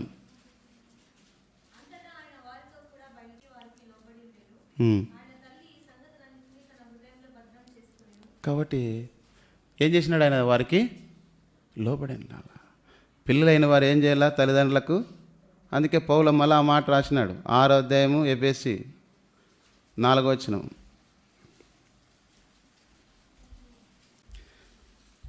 పిల్లలారా, మీ తల్లిదండ్రులకు లోబడి ఉందా? చదవండి, తీసిన వాళ్ళు చదవండి.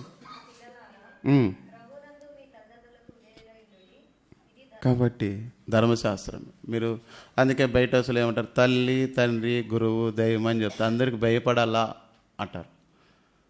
మనం దేవుని పిల్లలైన వారు దేవునికి భయపడాలి. రెండవది ఇంట్లో తల్లిదండ్రులకు లోబడాలి. దేవుని సంఘములో కూడా సేవకులు కానీ నాయకులు కానీ. కారణం ఏంటంటే మీ ఆత్మల గురించి వారు భారం కలిగి మీ మధ్యలో పరిచయం చేస్తున్నారు కనుక.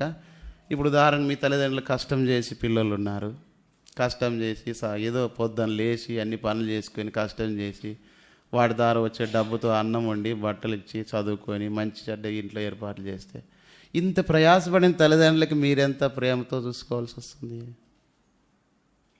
కాబట్టి దేవుడు ఈ మాట మాట్లాడుతూ నాతో ఒకసారి ఈ మాటలు చాలానే బాధపడినాను. చదవండి, సామెతల గ్రంథం 23వ అధ్యాయము 24-25 వచనాలు. పైన కూడా 22 వచనం. కాబట్టి నేను అనుకున్నాను ఇది చదివినప్పుడు, ప్రభువా డేట్ వేసుకున్నా, ఈ సంవత్సరంలో 23/9/19 నా తల్లిదండ్రులు నా వలన సంతోషం కలిగిందా? సంతోషపరచలేదేమో. సంతోషంతో వారిని సాగనంపలేదేమో. నా వలన చాలా బాధపడినారేమో ప్రభువా. వారు ఆశించినంతగా నేను వాళ్ళు బాగా చదివి మమ్మల్ని ఏదో అన్ని రకాలు చూసి పరామర్శి ఉంటుందని చెప్పేసి ప్రయాసపడ్డారు, కష్టం చేసి. మీకు ఎగ్జాంపుల్ 2-3 చెప్పినాను. ఎట్లా అంటే పండగ వస్తే మాకు కొత్త బట్టలు కట్టించినారు కానీ వాళ్ళ పాత వాటితోనే కాలం వెళ్ళవచ్చినారు. ఎందుకంటే ఇప్పుడున్నట్లు అంత ట్రెండ్ లేదు. పిల్లరా అంత కష్టపడి అంత ప్రయాసపడితే వాళ్ళకి నేను కావాల్సినంత సమయంలో నేను సహాయకరంగా లేకపోతేనే, ట్రీట్మెంట్ కావచ్చు అన్ని రకాలుగా కావాల్సినట్టు వసతులు లేక ఎంతో ఇబ్బందికి గురైనారే అని ఈ మాట చదివి ఆ రాత్రంతా నాకు నిద్ర పట్టలేదు. ప్రార్థన చేసుకొని ఎంత చేసినా తెల్లారుజాము 4 అయింది. నిద్ర అర్ధ గంటకు రాలేదు. అంటే బాధ అంటే ఎందుకు చెప్తున్నానంటే ఏం పోయినారు కదా అనుకోకునేది కాదు, కానీ ప్రభు కొన్నిసార్లు మాట్లాడినప్పుడు దేవుడే తన తల్లిదండ్రులకు లోబడినాడు కదా.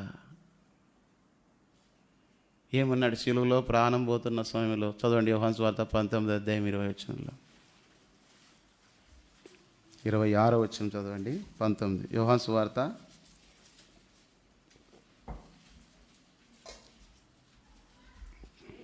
19. అమ్మా ఇదిగో, ఎప్పుడు శిలువలో కొద్దిసేపు తన ప్రాణం పోతున్న సమయంలో కూడా తన తల్లి బాధ్యత పక్కనున్న యోహానుకు చెప్తున్నాడు. అమ్మా ఇదిగో నీ కుమారుడు. అంటే నేను వెళ్ళిపోతున్నా, నా సమయం అయిపోయింది. అంటే చివరికి అంత భయంకరమైన పరిస్థితుల మధ్యలో కూడా తల్లిని ఏం చేసినాడు ఆయన? బాధ్యత తీసుకున్నాడు. ఈ దినాల్లో పిల్లలైన వారు కానీ, తెలిసిన వాక్యం ఎరిగిన వారు కానీ, మనకంటే పెద్దవారు ఇంట్లో ఎవరైనా ఉన్నా సరే, వాళ్ళని ఎంత గణపరుస్తామో, ఎంత ప్రేమిస్తామో, దేవుడు అంత నువ్వు భూమి మీద దీర్ఘాయుష్మంతుడు అగునట్లు చాలామంది తిరస్కరించి మాట్లాడతారు. వాళ్ళ మనసు ఎంతో నొచ్చుకుంటుంటుంది. నేను చెప్పిన ఒక్కసారి నువ్వు పనికి మాలిన వాడు అన్నాను మన ఆయన, అంతేగా. ఆ మాటకు బాధపడి అన్నాడు. ఎప్పుడు కూడా తిట్టలేదు నేను. అంటే ఈనాడు ఎట్లుండ చిన్న చిన్న పిల్లలే నోటికి వచ్చిన మాటలు మాట్లాడి కొన్నిసార్లు నవ్వుతుంటారు. పిల్లరా, ఈ అధ్యాయంలో మనం నేర్చుకోవాల్సిందంటే తల్లిదండ్రులను ఏం చేయాలి? మనము సన్మానించాలా, గౌరవించాలా, ప్రేమించాలా, వాళ్ళ గద్దింపుకు లోబడాలా. సంసోను ఉన్నాడు బైబిల్లో. దేవుడు వరము చేత ప్రార్థించినప్పుడు కలిగినటువంటి దానిని బట్టి, ఆ బలను బట్టి అన్ని చేసినాడే కానీ ఒకానొక సమయంలో చూడండి 14వ అధ్యాయం 2వ వచనంలో ఆ ఊరిలో ఉన్నటువంటి ఆ స్త్రీలను వివాహం చేసుకోవాలని, నాకు ఇష్టమైంది చేయండి అని అడిగినప్పుడు తల్లిదండ్రులు బ్రతిమలాడినా వినలేదు. 14 మొదటి 3 వచనాలు. సంసోను తిమ్నాతునకు వెళ్ళి తిమ్నాతులో ఫిలిస్తీయుల కుమార్తెలు ఒకరిని చూచెను. అతడు తిరిగి వచ్చి తిమ్నాతులో ఫిలిస్తీయుల కుమార్తెలు ఒకరిని చూచితిని, మీరు ఆమెను నాకిచ్చి పెండ్లి చేయవలనని తన తల్లిదండ్రులతో అనగా, వారు నీ స్వజనుల కుమార్తెలలోనే కానీ నా జనులలోనే కానీ స్త్రీ లేదనుకొని సున్నతి పొందని ఫిలిస్తీయులలో నుండి కన్యకను తెచ్చుకుంటూ వెళ్ళుచున్నావా అని అతను అడిగిరి. అందుకు సంసోను, ఆమె నాకు ఇష్టమైనది కనుక ఆమెను నా కొరకు తెప్పించమని తన తండ్రితో, నాకు ఇష్టమైంది, నేను ఇష్టపడ్డాను, చేయండి అంతే. ఏమైపోయినాడు? బాగుపడినాడా? తల్లిదండ్రుల మాట లక్ష్య పెట్టలేదు. ఏమైపోయినాడు? చివరికి తన జీవితమే పోగొట్టుకుని దేవుని సంకల్పమే కోల్పోయినాడు. దేవుని సంకల్పం నెరవేర్చలేదు కదా. తర్వాత తల్లిదండ్రులకు దుఃఖం కలిగించినాడు కదా. ఎవరికైనా క్షేమం ఉందా?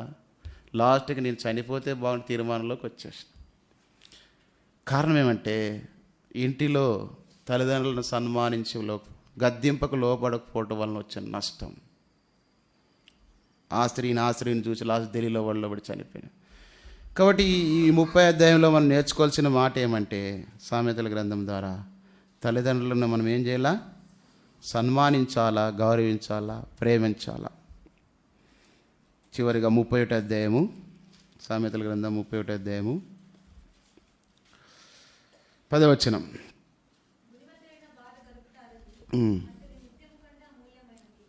ఏమంట? గుణవతి అయిన భార్య దొరుకుట. ఏమంట? ఆమె ముత్యం కంటే, ముత్యం ఎక్కడుంటుంది? సముద్రంలో ముత్యం చిప్పులో ఉంటుంది. ఆ సముద్రంలో వాళ్ళు వెళ్ళి లేదంటే వాళ్ళు బయటకు వచ్చినప్పుడు వాటి తీసి అమ్ముతారు. వాస్తవానికి మీరు వేసుకునేది ముత్యాల దండని వేసుకోవచ్చు, కానీ అవి ప్లాస్టిక్ హై గ్రేడ్తో అవి తయారు చేసినవి. ఒరిజినల్ ముత్యాల దండలు మీరు కొనలేరు. కారణం ఏమంటే అవి లక్షల్లో ఉంటాయి. కాబట్టి అంత సముద్ర గర్భంలో వెతికి వాటిని తీసుకొని వస్తారు. అంత విలువైనది. ఎవరు? గుణవతి అయిన భార్య. మనకేం 30 వచ్చింది చదవండి. కాబట్టి మనకేం కావాలా? అందంగా ఉండేవాళ్ళు కాదు, A to Z ఇంగ్లీష్లో ఉన్నాయి. ఏ అంటే ఆలనే ఏజ్ సరిపోవాలా. బి అంటే బ్యూటిఫుల్, అందంగా ఉండాలా. సి అంటే కలర్ ఉండాలా, క్యాష్ పార్టీ అయి ఉండాలా, మా క్యాస్ట్ వల్ల అయి ఉండాలా. సి రకరకాలు చెప్తారులే. సి తర్వాత ఏమో ఇంగ్లీష్లో మాకు రా, తెలుగు మీడియం చెప్పండి మీరు. డి అంటే డౌరీ, కట్నం ఎంత. తర్వాత ఈ ఎడ్యుకేషన్, ఎంత చదువుకోయింది. ఎఫ్ అంటే ఏమి? ఫెయిత్ఫుల్, మంచోళ్ళే, నమ్మకస్తులేనా చెప్పండి. వాడు దండగైతేలే. జడ్ వరకు అన్నీ అయిన తర్వాత నా దేవుని ఏర్పాటు ప్రకారం వివాహం జరగాలన్న మనం చేసుకొని రాసుకొని అంతా అంతరగాళ్ళకి మంత్రాలు గీస్తుంటారు వాళ్ళు. ఇట్లా ఉండాలి, అదన్నీ కలిసి తాయిత కట్టించుకొని వచ్చినట్లు పోయి అన్నీ చేసుకొని వచ్చి, ఇది దేవుడు యెహోవా వల్ల జరిగిన కార్యము, పత్రికలు కొట్టించి పెళ్లి చేసుకున్నాడు. ఓడున్నాడు తెలిసినోడలే, వాడు అడిగినాడు, పిల్లలు తెల్లగా పుట్టాలంటే ఏం చేయాలన్నాడు. మీ ఇద్దరు నల్లగా ఉండారు కదా ఎట్లా పుడతారంటే చీరలు తెల్లగా పుట్టింటారు. వీనికి తలకాయ ఉందా లేదా అని అడిగినాను.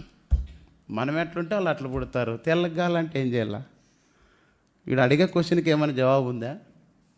దేవుణ్ణి అడగాల, ఏమని? ప్రభా, నీ చిత్తానుసారమైన పిల్లల సంతతి మాకు దయచేయి, నేను నా మహిమార్థమై జీవించే బిడ్డలు కావాలా. ఏం అందంగా ఉంటే మిస్ ఇండియా, మిస్ వరల్డ్కి ఏమైనా సెలక్షన్ పంపించారా? అటు పోయి మిస్ ఇండియా, మిస్ వరల్డ్లో చూస్తారు కదా మీరు, ఆడవాళ్ళు అందాల పోటీలు పెడతారు కదా అక్కడ. దానికి ఏమైనా పంపించే కావాలా? మనకేమైనా పిల్లలు దేవుని పని కొరకు కావాలా? కొంతమంది లోకస్తుల కంటే భయంకరంగా తయారైనారు. అలాంటి వారుగా మనం ఉండకూడదు. చూడండి, న్యాయాధిపతుల గ్రంథం 13వ అధ్యాయము 8వ వచనం. ఆ బిడ్డ కొరకు వాళ్ళు ప్రార్థన చేసినారు. అందుకు మానోహ, నా ప్రభువా, నీవు పంపిన దైవజనుడు మరలా మా ఇద్దరికి వచ్చి పుట్టబో ఆ బిడ్డకు మేము ఏమేమి చేయవలనో దానిని మాకు నేర్పునట్లు అట్లా ప్రార్థన చేస్తాను. మా పిల్లలకు మేము ఏమి నేర్పాలి ప్రభా ఈ లోకంలో? నీ కొరకై వాళ్ళు ఏ రకంగా ఉపయోగపడతారు? మంచి పాటలు పాడేవాళ్ళ, లేదంటే మంచి వాక్యం ప్రకటించేవాళ్ళ, లేదంటే ఇతరులు పరిచయం చేసేవాళ్ళ, వాయిద్యాలు వాయించేవాళ్ళ? దేవుడిని అడిగితే దేవుడు ఇస్తాడు. ఊరికినే మనం ఇటుకు వచ్చేసి పెండ్లి బాబునే మంత్రాలు చదివినట్లు చదివి అర్థం కాదు ఊరికి ఆయన చెప్పేవాడిని. ఏం చదువుతాం? మా సార్ అంటాడు, యశజ్ఞాన దయాసింధు గోడ దాటితే ఇదే సొందని చదువుతుంటాడు అంటాడు. మనకు అర్థంగానే చదువుతాడు, పోతాడు. 3 బెల్లపచ్చులు అమ్మ, తర్వాత 3 అవేంటివి బెల్లం ముద్దులు, 5 చీరలు బియ్యం అన్నీ వేసుకొని గంట కట్టుకొని పోతాడు. అది కాదు ప్రార్థన. నువ్వు ఎప్పుడైనా నీ పిల్లల కొరకు ఉపవాసం ఉండి ఇంట్లో ప్రార్థన చేసినావా? చేస్తే నువ్వు మేలు పొందుతావు, లేకపోతే దుఃఖం అనుభవిస్తావు. నీ పిల్లలు నీ ద్వారా ఆశీర్వాదం పొందాలా, దేవుని ద్వారా, దేవుని కొరకు, అనేక ప్రజల కొరకు, నీకు క్షేమం నెమ్మదిగా దేవునికి ఇష్టమైన వ్యక్తులుగా ఈ లోకంలో వాళ్ళు బ్రతకాలంటే తల్లిదండ్రులుగా మీ బాధ్యత కన్నీటి ప్రార్థన. నీ బిడ్డల కొరకు ఒకరోజు కడుపు కాల్చుకొని ప్రార్థన చేయలేవా? సంఘ ప్రార్థన చేసి 11 గంటలకు ఎవరు ఉండరు కాబట్టి అట్లా కాదు. ప్రార్థనలో సంఘ ప్రార్థన. మరి ఇంటికి వెళ్ళిన తర్వాత, ఎందుకంటే కొంతమంది పనులు పోయే వాళ్ళు ఉండారని, మేలుకోలేరని, నీకు భారం ఉంటే ప్రతిదినం దేవుడు నీకు ఇచ్చిన సమయంలో ఖాళీ పగలు కూడా అన్ని పనులు అయిపోయినాక 1 గంట 2 గంటల సేపు నీ బిడ్డల కొరకు, పిల్లల కొరకు, కుటుంబం కొరకు, భర్త కొరకు, పనుల కొరకు, వారి చదువుల కొరకు ప్రార్థన చేయి. టీవీ చూసి ఏమొస్తుంది? నెల అయితే బిల్లు వస్తుంది అంతే కట్టేది. నెలకింత, 6 నెలలకింత, 3 నెలలకింత, దానికి అప్పు పోయేలా వేయాల. వేయకపోతే ఇంట్లో భూ ఉండదు. ఆయమ్మ చెప్తుంది అప్పుడే. ఏం చేస్తావో కనుక 2 రోజులు మూలే మర్నాటికి అయిపోతుంది చూడు, డబ్బులు కట్టరా అంట. మిగతా గుర్తుండు, చెప్పినవి అట్లా మాత్రం గుర్తుంటాయి. అవి ఏం ప్రయోజనం? చూసి వాళ్ళని చూసి మనం చెడిపోతాం. వాళ్ళు అట్లా చేసినారు కదని మనం ఇట్లా చేసేకపోతే మనం కూడా ఏమైపోతాము? ఏం చేసుకుందంట? నక్క వాత పెట్టుకుందంట. పులిని చూసి నక్క వాత పెట్టుకుందంట. నేను కూడా పులి లెక్క బాగా సారకులు ఉండాలని వాతలు పెట్టుకుందంట.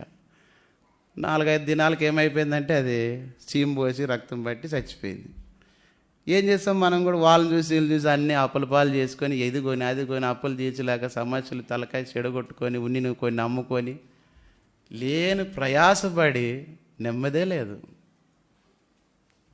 దేవుడు ఇచ్చిన దాంట్లో తృప్తి కలిగి ఉంటే నువ్వు ధన్యుడవు, ధన్యురాలు. లేని దాని కొరకు వెతకూడదు. అవసరాన్ని బట్టి కొన్ని పరిస్థితులు అనారోగ్యాలు వచ్చినప్పుడు అవసరమే డబ్బు ఖర్చు పెట్టచ్చు. పిల్లల చదువులు ఉంటే అవసరమే పెట్టచ్చు. ఇంకా కొంత ఏదైనా సమకూర్చుకునే విషయం. అందుకే వ్యర్థంగా ఆదాయం లేని పని కొరకు బ్యాంకులో పోతే కొటేషన్ కట్టింటారు, మీరు తీసుకున్నది రుణాలు ఆదాయం వచ్చే వాటి మీద ఖర్చు పెట్టండి అని రాసింటారు. ఏదైనా చేసినామంటే, వ్యాపారం చేసుకుంటామంటే లోన్ ఇస్తారు 1,00,000 రూపాయలు అనుకో, అది వ్యాపారం చేసుకొని దానికి సంపాదించుకోవాలా. అంతేగాని వచ్చిన లోన్ తీసుకొని పోయి బాగా నక్లెస్ చేసుకొని వేసుకొని తిరిగితే అప్పు కట్టేది ఎవరు? ఉన్నిని కూడా అది బాయ, అంతకు ముందు కూడా ఉంగరాలు కూడా అమ్మాలి. ఎందుకు? ఈ నక్లెస్ అప్పుకి ఉన్నిని ఉంగరము బాయ, ఎంగేజ్మెంట్ ఉంగరం అమ్ముకుంటే తర్వాత అన్నీ కుదిపెట్టాల్సి వచ్చా. అట్లుంటుంది అప్పు అప్పటికే ముప్పు అని చెప్తారు. చాలా జాగ్రత్త కలిగి ఉండాలి. కాబట్టి నీకు ఆ సామర్థ్యం లేనప్పుడు నీకు లేని దాని కొరకు వెంపట్లా నష్టపోయి నెమ్మది పోగొట్టుకొని ఇబ్బంది పడద్దు. అవసరాలను బట్టే చేసేదానికి ఉండాలి. కాబట్టి ఇక్కడ 31లో ముత్యము కంటే శ్రేష్టమైనటువంటి స్త్రీ, ఆమె ఎంత విలువ కలిగిన గుణవంతురాలైనటువంటి స్త్రీ పాట పాడుతూ వచ్చినాం. ఆమె మనకు తెలుసు. రూతు గ్రంథంలో మనం చూసినప్పుడు 3:11 ఏమి బోయజు ఏమన్నాడు ఆమె గురించి? 3:11 రూతు గ్రంథం 3:11.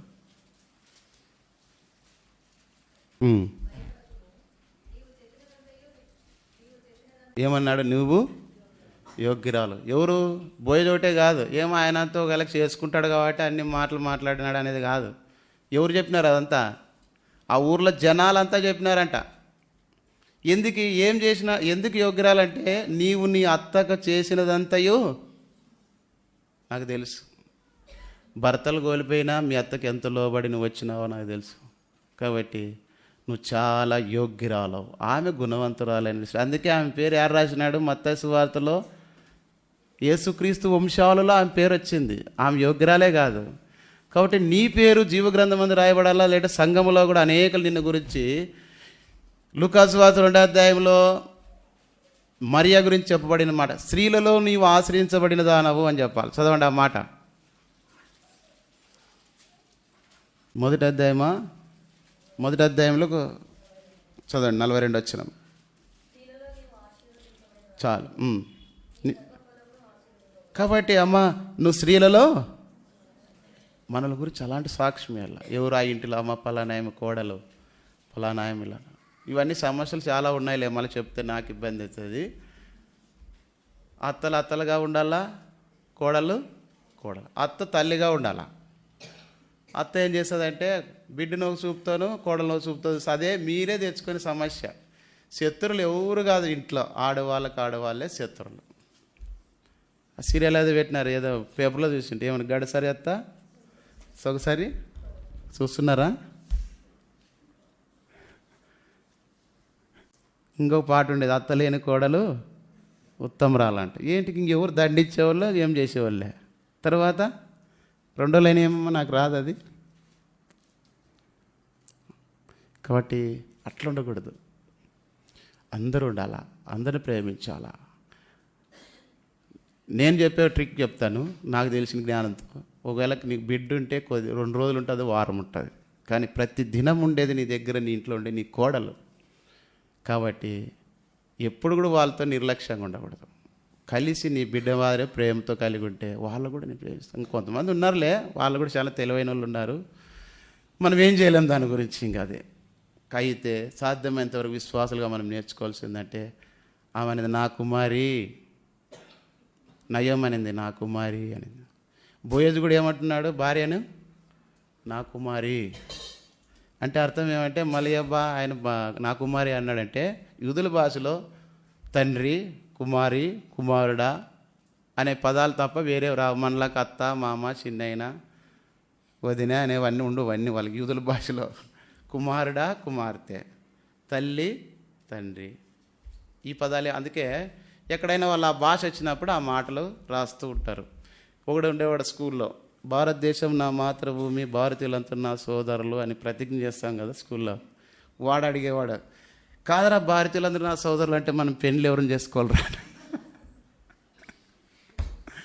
పాకిస్తాన్ వాళ్ళు చేసుకుందులేరా నేనే చెప్పేవాడిని అనమాట. అంటే తమాషా చెప్తున్నా. వానికి అట్లా డౌట్ వచ్చింది చూడు. ఏదో ఒకటి నేర్పిస్తామని వాళ్ళు ప్రతిజ్ఞ రాసిపెట్టింటే అందరు సోదరులు సోదరమణులు అంటే మనం పెళ్ళి ఎవరు చేసుకోవాలా అన్నాడు. అది కాదు, దైవికమైన విధానంలో మనము ఈ స్త్రీ లక్షణాల్లో చాలా యోగ్యమైన ఒక చదువుకుంటూ పోతాము, ముగిచ్చేస్తాను. 31 సామెతలు అయిపోతే చాలు నేను అనుకున్నారేమో. 31వ అధ్యాయము గుణవంతురాలైన స్త్రీ లక్షణాల్లో ఏమేమి ఉంటాయంటే, ఉరికే చదువు నేనొకటి మీరొకటి. 11 ఆమె పెనిమిటి ఆమె యందు నమ్మకం ఉంచును, అతని లాభప్రాప్తికి వెలితి. అంటే తన భర్త గుణవంతురాలైన స్త్రీని ఆమె గుణాన్ని బట్టి నమ్మకం ఏది చేసినా కరెక్టే. తర్వాత ఆమె అతని లాభప్రాప్తికి వెలితి అంటే అప్పుల పాలు చేయదు, ఉన్న దాంట్లో సర్దుకొని తిని బతుకుతుంది. ఆమె తాను బ్రతుకు దినములన్నీ అతనికి మేలు చేయను కానీ కీడేమీ భర్తకి ఎలాంటి నష్టము తీసుకురాదు, కీడు కలిగేదిగా. యోగ్యురాలు తన పెరిమిటికి కిరీటం లాంటిది. ఆమె గుణవంతురాలు. తర్వాత ఆమె గొర్రెబొచ్చును అవిసనారును వెతుకుచూ తన చేతులారా వాటితో నేను కూడా ఏదైనా పని చేసి కొంత ఇంట్లో ఉపయోగమైన పని చేస్తే బాగుంటుందేమో అని తెచ్చిపెడితే తిని పండుకునేది కాదు, కానీ నేను కూడా ఏదైనా చేయాలా, వచ్చే వాళ్ళకి పని చేసి వస్తారు, వాళ్ళకి ఏదో మంచి ఏదైనా అలసిపోయిన వాళ్ళకి కావాల్సినటువంటి ఆహారము, ఏదైనా స్నాక్స్ కొన్ని విషయాలు ఏర్పాటు చేయడము, అలసిపోయిన వాళ్ళు నీళ్ళు పెట్టడము చేయడం, ఇట్లా కొంత ఇంట్లో పనిచేసే పిల్లలు కానీ అత్త కానీ మామ కానీ ఎవరైనా సరే ఆమె అవన్నీ చేస్తుంటుంది. తర్వాత వ్యాపారం చేసి ఆమె దూరం నుండి ఆహారము తెచ్చుకొని, అంటే జొమాటోలో కాదు, జొమాటోలో ఆర్డర్ ఇచ్చినా ఏం కావాలంటే హైదరాబాద్ బిర్యానీ కావాలంటే ఇంటికి బండి వేసుకొని వచ్చి ఆడ 180 మీ దగ్గరికి వచ్చిన దగ్గర 200 ప్యాకెట్కి తీసుకొని వెళ్ళిపోతాడు. ఇప్పుడు అంతా జొమాటో లైఫ్. సెల్లులో ఏం కావాలంటే అదంతే. ఒక ఆయన పిల్లోని షెడ్యూల్ కూడా బుక్ చేసింది దాంట్లో. ఇంకేంటి కడతారు చూడు ఇప్పుడు చిన్నపిల్లలకి ఏమంటే పెంపర్సా అవి కూడా బుక్ చేసింది. ఎంత తయారైనారా నాయన. అట్లా అది కాదు, వ్యాపారం చేసి తెచ్చుకుని దూరం నుంచి తెచ్చుకుంటా అంటే అది కాదు. సరే ఇంకేమా ఇప్పుడు ఎన్నో వచ్చినాము 15. ఆమె చీకట్లోనే లేచి తన ఇంటి వారికి భోజనం సిద్ధపరచును, తన పనికెత్తలను బత్యము. చీకట్లోనే లేచి పిల్లలు బేతాలకి అన్నీ ఏర్పాటు చేయాల. ఏదో ఆడ ఓట్లో తెప్పించి ఈడు తెప్పించి పంపించేది కాదు. ఎప్పుడో బాగలేనప్పుడు మంచిదే, ఎందుకంటే ఆరోగ్యం బాగాలేనప్పుడు ఏదైనా కొన్ని పరిస్థితులు బట్టి చేసుకోవచ్చు. ఎప్పుడు ఇదే మొదలు పెట్టకూడదు. పని తప్పించుకొని మధ్యాహ్నం భోజనం చేసుకొని హాయిగా టీవీ చూసుకుంటూ పండుకుందాంలే అనుకోకూడదు. సాధ్యమైనంత వరకు కష్టపడి పని చేయడం నేర్చుకోవాలి. మీకు అదే ఆరోగ్యం. అది లేకపోవడమే ఇప్పుడు అనారోగ్యం. అది మీరు చేసుకుంటే మీ డబ్బులు మిగులుతుంది, ఆరోగ్యం బాగుంటుంది, అన్ని రకాలు బాగుంటుంది. నిర్లక్ష్యం సోమరి సీమల దగ్గరికి వెళ్ళన్నాడు. నిర్లక్ష్యం చేస్తే హాస్పిటల్కి డబ్బులు పెడతారు. మీకు బాగలేకపోతే భర్తకు బాగుండదు. ఆయనకు కూడా పరిచయం వస్తుంది, నీకు వస్తే ఇంకా ఆయనకు వస్తుంది గ్యారెంటీ. నిన్ను ఎత్తుకొని తిరగాలి ఇంకా హాస్పిటల్కి. మళ్ళీ ఇద్దరు బాగలేదని పిల్లల్ని పట్టుకొని తిరగాలి. ఆ ఓట్లకు పోవాలి, ఆటకు పోవాలి, ఇద్దేయాలి. వచ్చేకి వంట వచ్చేవాడైతే వండుతారు, రానోడైతే ఏం తిప్పులో తిప్పులు దేవుడారుగా. ఇప్పుడన్నా ఓట్లు ఉండాలే, ఆ పాతకాలంలో లేవు. సరే 16వ వచనం. ఆమె పొలమును చూచి దాన్ని తీసుకొనను, ఆమె కూడబెట్టిన ద్రవ్యం పెట్టి ద్రాక్ష తోట ఒకటి. కాబట్టి ఆమె డబ్బుతో కూడా కొంత ఏదైనా వేస్ట్ లేకుండా మిగిలిచిన దాంతో ఉపయోగమైంది ఇంట్లో పిల్లలు కావచ్చు, వస్తువు కావచ్చు, లేదంటే ఏదైనా కూడా ఏర్పాటు చేస్తుందండి. పొలము కొంటుంది, ప్లాట్ కొంటుంది, తర్వాత బంగారు కొని పెడుతుంది. మంచి మంచి పెళ్ళయ్యే పిల్లల కోసం కొన్ని వస్తువులు తీసి పెడుతుంటారు ఇంట్లో. ఏమని మంచం తీయాలా, డ్రెస్సింగ్ టేబుల్ చేయాలా, బీరువాలు కొని పెట్టాలా, వాటి కొరకు అవన్నీ కనపడతాయి కాబట్టి బంగారు అట్లా తీసి పెడుతుంటారు, ప్లాట్లు తీసి పెడతారు ఇప్పుడు కదా అట్లా. తర్వాత ఇంకా ఏం చేస్తుందంటే ఆమె నడకట్టి చేత నడుము బలపరుచుకొని చేతులతో బలముగా సాధ్యమైనంత వరకు ఆమె శక్తి వంచన లేకుండా పని చేయాల. సోమరిగా కొంతమంది దాచిపెట్టుకుంటారు పనిని. ఇది కథ ఇంటి ఒక భర్తను అంటుందంట, నేను దాచిపెట్టినాను పోదారా అంటున్నంట ఆయన. సరే ఇంకేం ఇంతగా ఏమో నా భార్య చాలా తెలివైంది, ఇల్లులో వద్దు మనం బయటకు పోదామని. తిమ్మ పని తెలుసు కదా నీకు కథ. అది బయటకు పోయి ఏమో దాచిపెట్టినాను ఏం లేదు, అందరిలో ఉన్నాడు, పని చేయకుండా తిని పండుకుంటుంటే కండంతా బాగా పెంచుకున్నాను, అదే దాచిపెట్టినాను అని ఏంటంట. నీ మాటలు ఈయన అందరూ విడిచిపెట్టి వస్తే కదా. అట్లా వాళ్ళు కూడా ఉంటారు కొంతమంది. అట్లా కాకుండా మీ ఇంటి పని మీరే చేసుకు జ్ఞానవంతురాలుగా ఇల్లు కట్టుకోవాలి.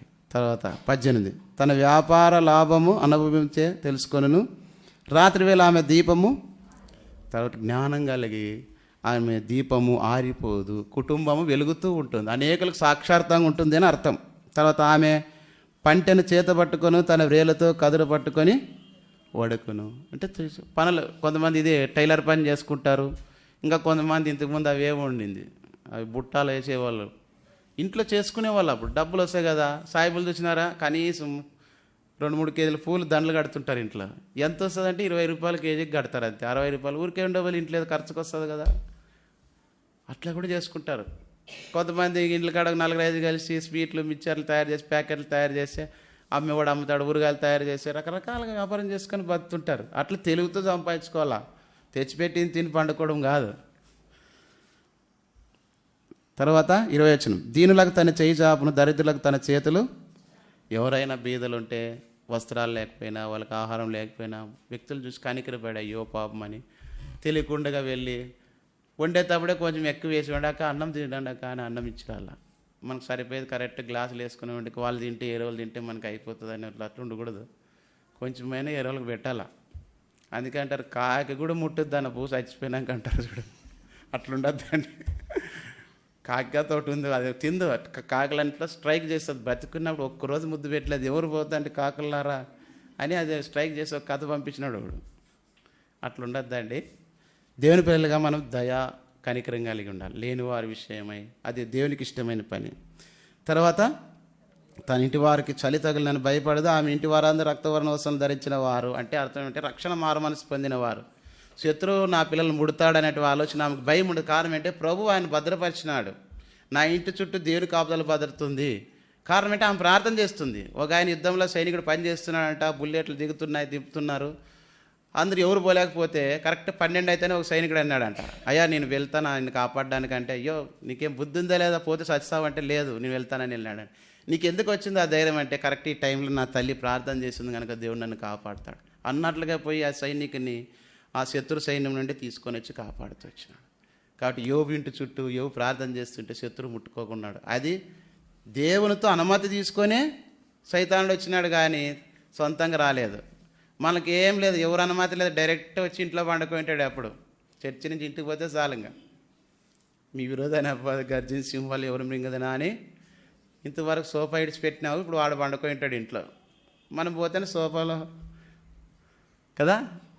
అట్లా కాదు, రక్షణ వస్త్రం కలిగిన వారు మన పిల్లలు. రక్షణ లేదు, ప్రార్థన చెయ్యి. రాత్రి వెనుక సమయం వెనుక నీ పిల్లల కొరకై ప్రార్థన చేయగలకు. భర్త అనేకమైన పనులు చేయలేకపోవచ్చు. భర్త గురించి అపాయం కీడుని తప్పించినట్లుగా అనేకమైన విషయాల కొరకే ప్రార్థన చేయి. సంఘం గురించి, సంఘంలో లేని వారి గురించి. సరే, తర్వాత ఆమె పరుపులను సిద్ధపరచుకొని ఆమె బట్టలు సన్నని నార వస్త్రములు రక్తవర్ణ వస్త్రములు అంటే రక్షణ మార మనసు. అంటే మనకు అపోస్తలుల కార్యం 9 తబితా ఉంది. ఆమె వాళ్ళందరికి బట్టలు కుట్టించింది. చనిపోయినప్పుడు ఆ బట్టలు చూపించి పేతురు తన్నారు, అయ్యా ఆమె ఉన్నప్పుడు చేసి సత్క్రియలు ఇవంటే. పేతురు ప్రార్థన చేసి తబిత ఏమైంది? మన గురించి కూడా అట్లా మనం చేసిన సాయాన్ని బట్టి. సన్నపు నార వస్త్రాలు అంటే లెనిన్ అంటారా ఇప్పుడు మనము? లెనిన్ శారీసు, లెనిన్ కాటన్ ప్యాంట్లు, ప్యాంట్లు లేవు కదా, షర్ట్లు ఉంటాయి కదా, లెనిన్ చాలా కాస్ట్ అవి. అట్లాంటివి ధరింపజేస్తుంది. అంతేగాని బడాయి కాదు ధరింపజేసుకొని తిరిగేది. మనం ఏం దేవుని పిల్లలుగా నీతి వస్త్రాలు, మన నీతి క్రియలన్నీ కూడా మురికి పేలికలే, దైవ నీతి కలిగిన వస్త్రాలు. పేతురు అంటాడు కదా, 1 పేతురు 3వ అధ్యాయంలో ఏమని? అక్షయమైన అలంకారం ఉండాలి. మనం చూసిన వారికి దయ కలగాల, ప్రేమ కలగాల, విలువ పెరగాల. మనము అలాంటి ఆత్మీయ జీవితంలో పెంచుకోవాలి. తర్వాత ఆమె పెనిమిటి దేశపు పెద్దలతో కూడా కూర్చుండు, గవని వద్ద పేరుకొనిన వాడై.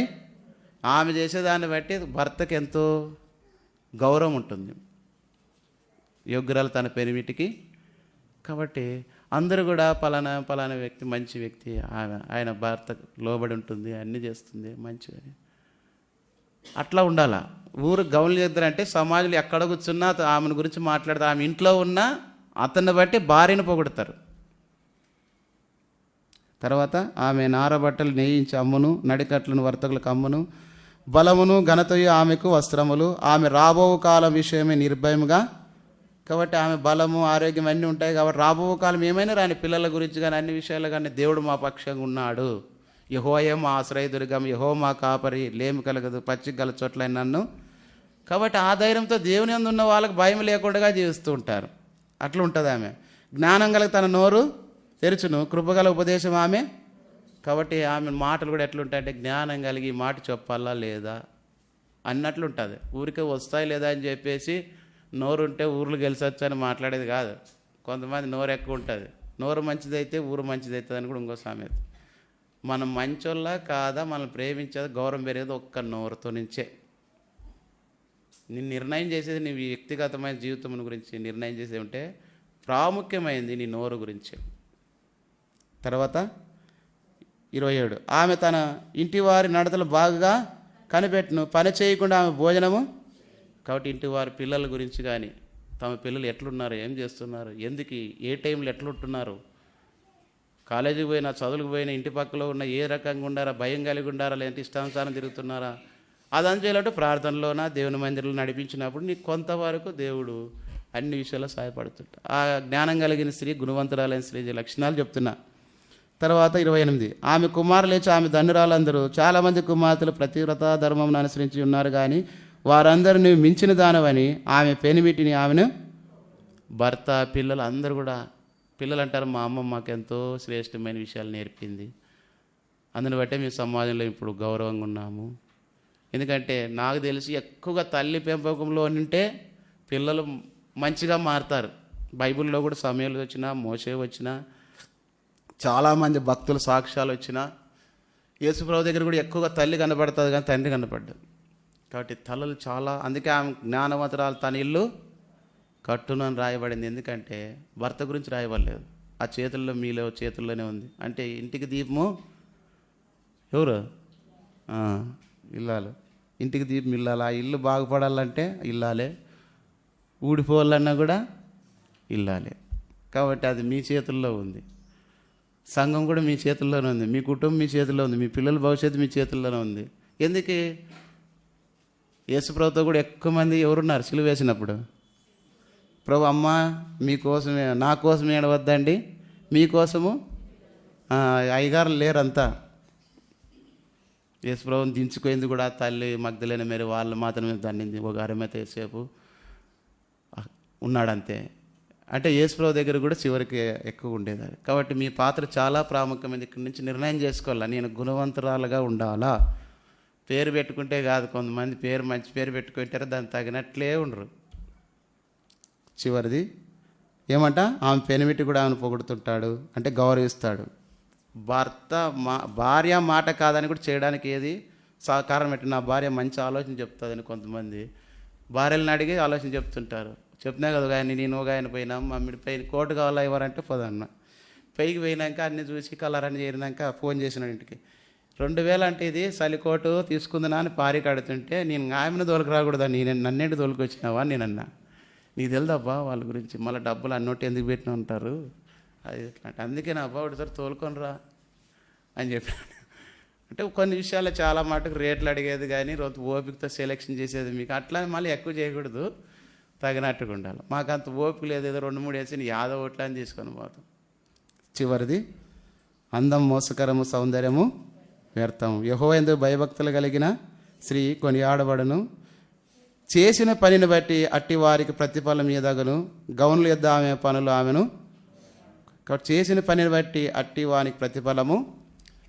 ఎగ్జాంపుల్ చెప్తాం. మార్టిన్ అని ఉన్నాడు, వాళ్ళ అమ్మ 8 మంది పిల్లలను పెంచింది. అందరూ కూడా ఇంజనీర్లు, డాక్టర్లు, హై లెవెల్ క్లాసులు అయినారు. వాళ్ళందరూ చనిపోయినప్పుడు వాళ్ళ తల్లి గురించి సాక్ష్యం ఏమంటే, వాళ్ళ నాన్న యొక్క సేవకుడు ప్లస్ మళ్ళీ టీచర్, వాళ్ళు సిఎస్ఏ బ్యాక్గ్రౌండ్లో. ప్రతి ఒక్క కుమారుడు ఏడ్చడమే, ప్రతి ఒక్క కోడలు ఏడ్చమే, ప్రతి ఒక్క పిల్లలు ఏడ్చి సాక్ష్యం చెప్పడమే ఆమె పెంపకాన్ని బట్టి. ఆ మాట ఏం ఆ రోజు గుర్తుపెట్టుకున్నా నేనేమి, ఇప్పుడు చదివి స్త్రీలలో నీవు ఆశ్రయించబడిన దానవు అని చెప్పి సంఘస్థులు కూడా ఆమెను గురించి చెప్పినారు. మేము రాకపోతే మా ఇంటికి వచ్చి దర్శించి మాట్లాడి మందిరాన్ని తీసుకొచ్చేది. 80 ఏళ్ళ వయసులో కూడా ఆటోలో వచ్చి చేయి పట్టుకొని మందిరానికి రమ్మా తీసుకొని వచ్చేదని. అంత పెద్ద విధానంలో దేవుని సంఘాన్ని నడిపించే కుమారులు అందరూ కూడా దేవుని మందిరంలో పరిచయం వాడబడుతున్నారు. మీకు యూత్ క్యాంప్లో డేవిడ్ అన్న ఇంజనీర్, ఆయన లెక్చరర్, యూత్ క్యాంప్లో కూడా ఎక్కువగా అనౌన్స్మెంట్ చేసి ట్రాన్స్లేషన్ చేస్తుంటాడు. అందరూ కూడా ఆశ్రయించబడినారు. కుమార్తె కూడా ఒకే కుమార్తె ఆమె ఆశ్రయించబడింది. వారందరూ సాక్ష్యాలు చెప్తుంటే వినే వాళ్ళకి ఏడుపు వస్తుంది, ఆ తల్లి ఇంతగా పెంచిందా అని. నువ్వు ఇప్పుడు 31 చివరి మాటలో మనం చదువుకున్న మాట ప్రకారం నీ బాధ్యత భర్తకి, పిల్లలకు, సంఘములో విశ్వాసులకి చాలా ప్రాముఖ్యమైంది. వాళ్ళే గుణవంతురాలైన స్త్రీ. చదవండి ఒక మాట, అందరు చదివి ముగిస్తాము. 31:10 చదవండి. సామెతలు 31:10.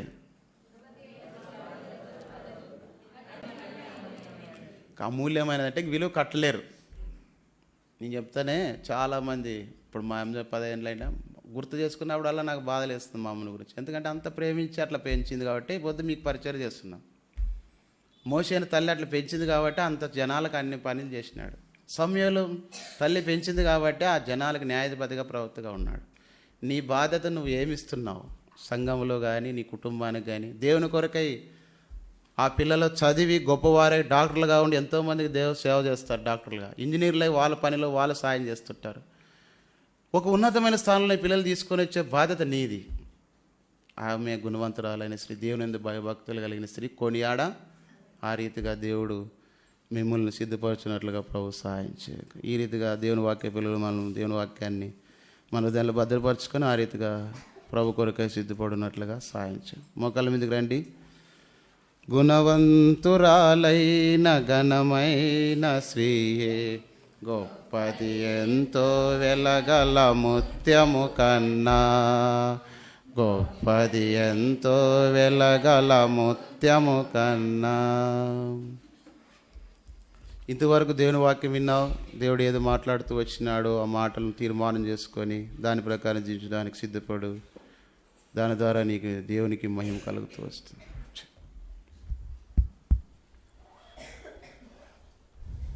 ప్రార్థన చేసుకుందాం. ప్రేమల తండ్రి, జీవులేసు ప్రభువా, మీ బంగారు పాదాలకు వందనాలు.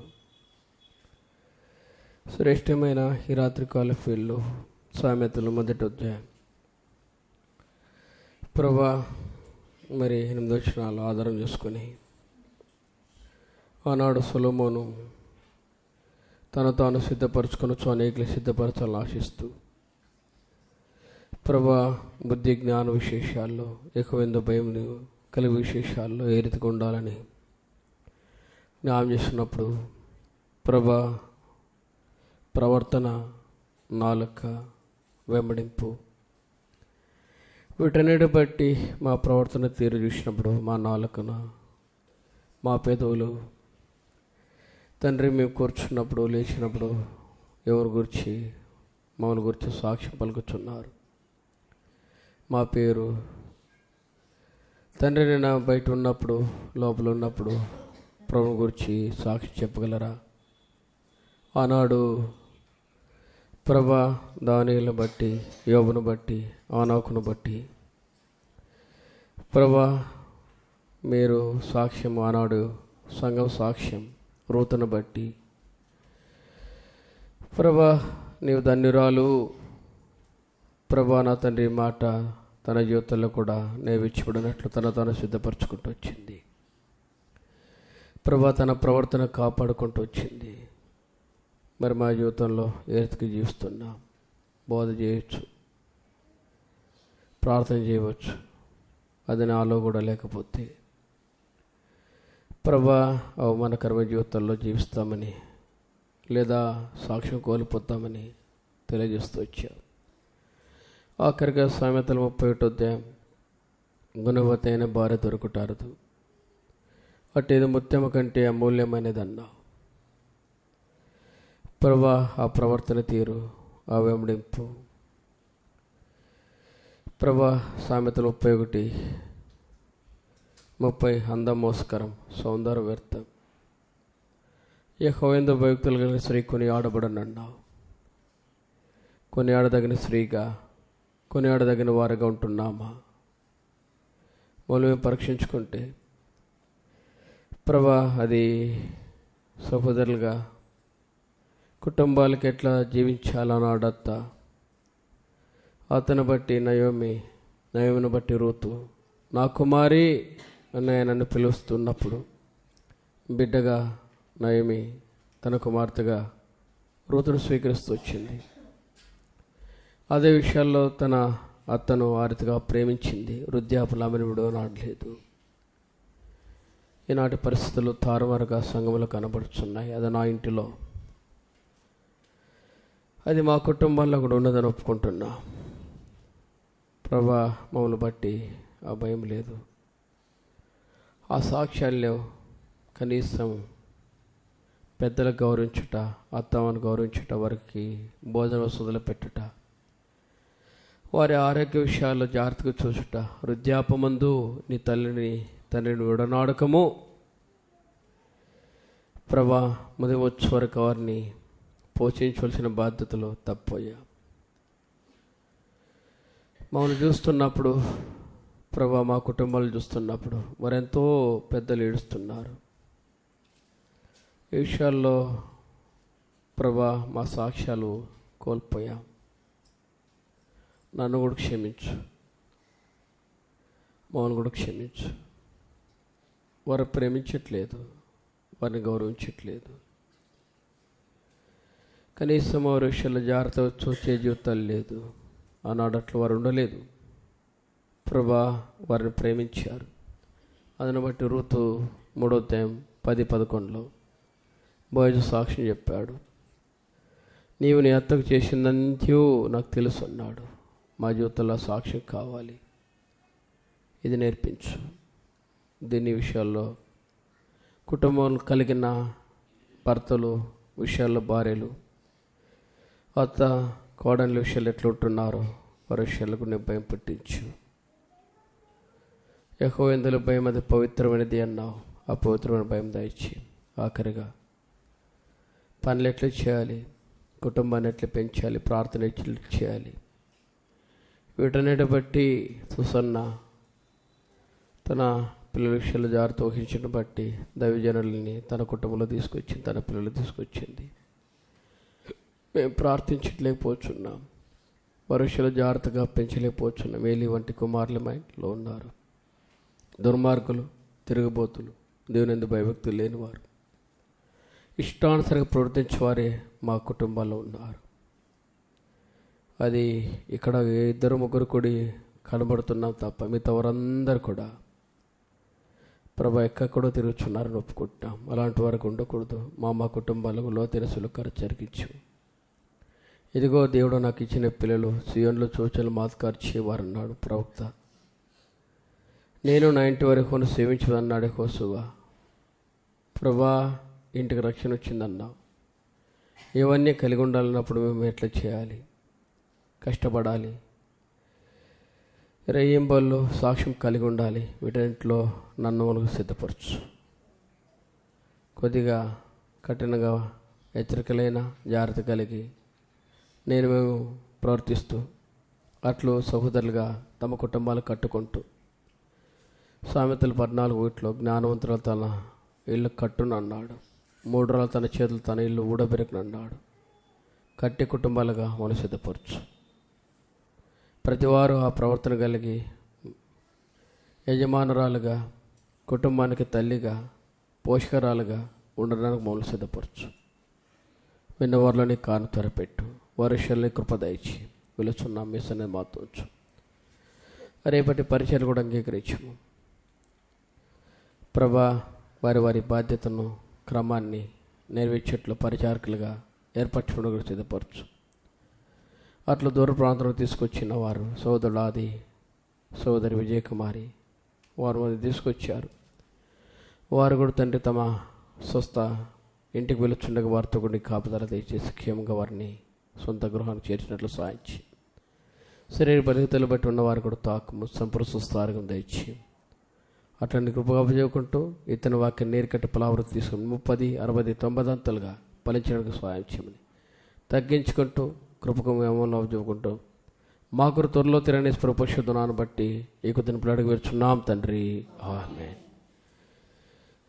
మన తండ్రి అయిన దేవుని యొక్క ప్రేమయు, ప్రభువైన యేసు క్రీస్తు ప్రభువారి యొక్క అనంతమైన కృపయు, పరిశుద్ధాత్మ యొక్క సమృద్ధిని జీవం ఇప్పుడు ఎల్లప్పుడూ సదాకాలము తోడే ఉండి నడిపించిన గాక. ఆమేన్. అందరికీ వందనాలమ్మా. Praise lord.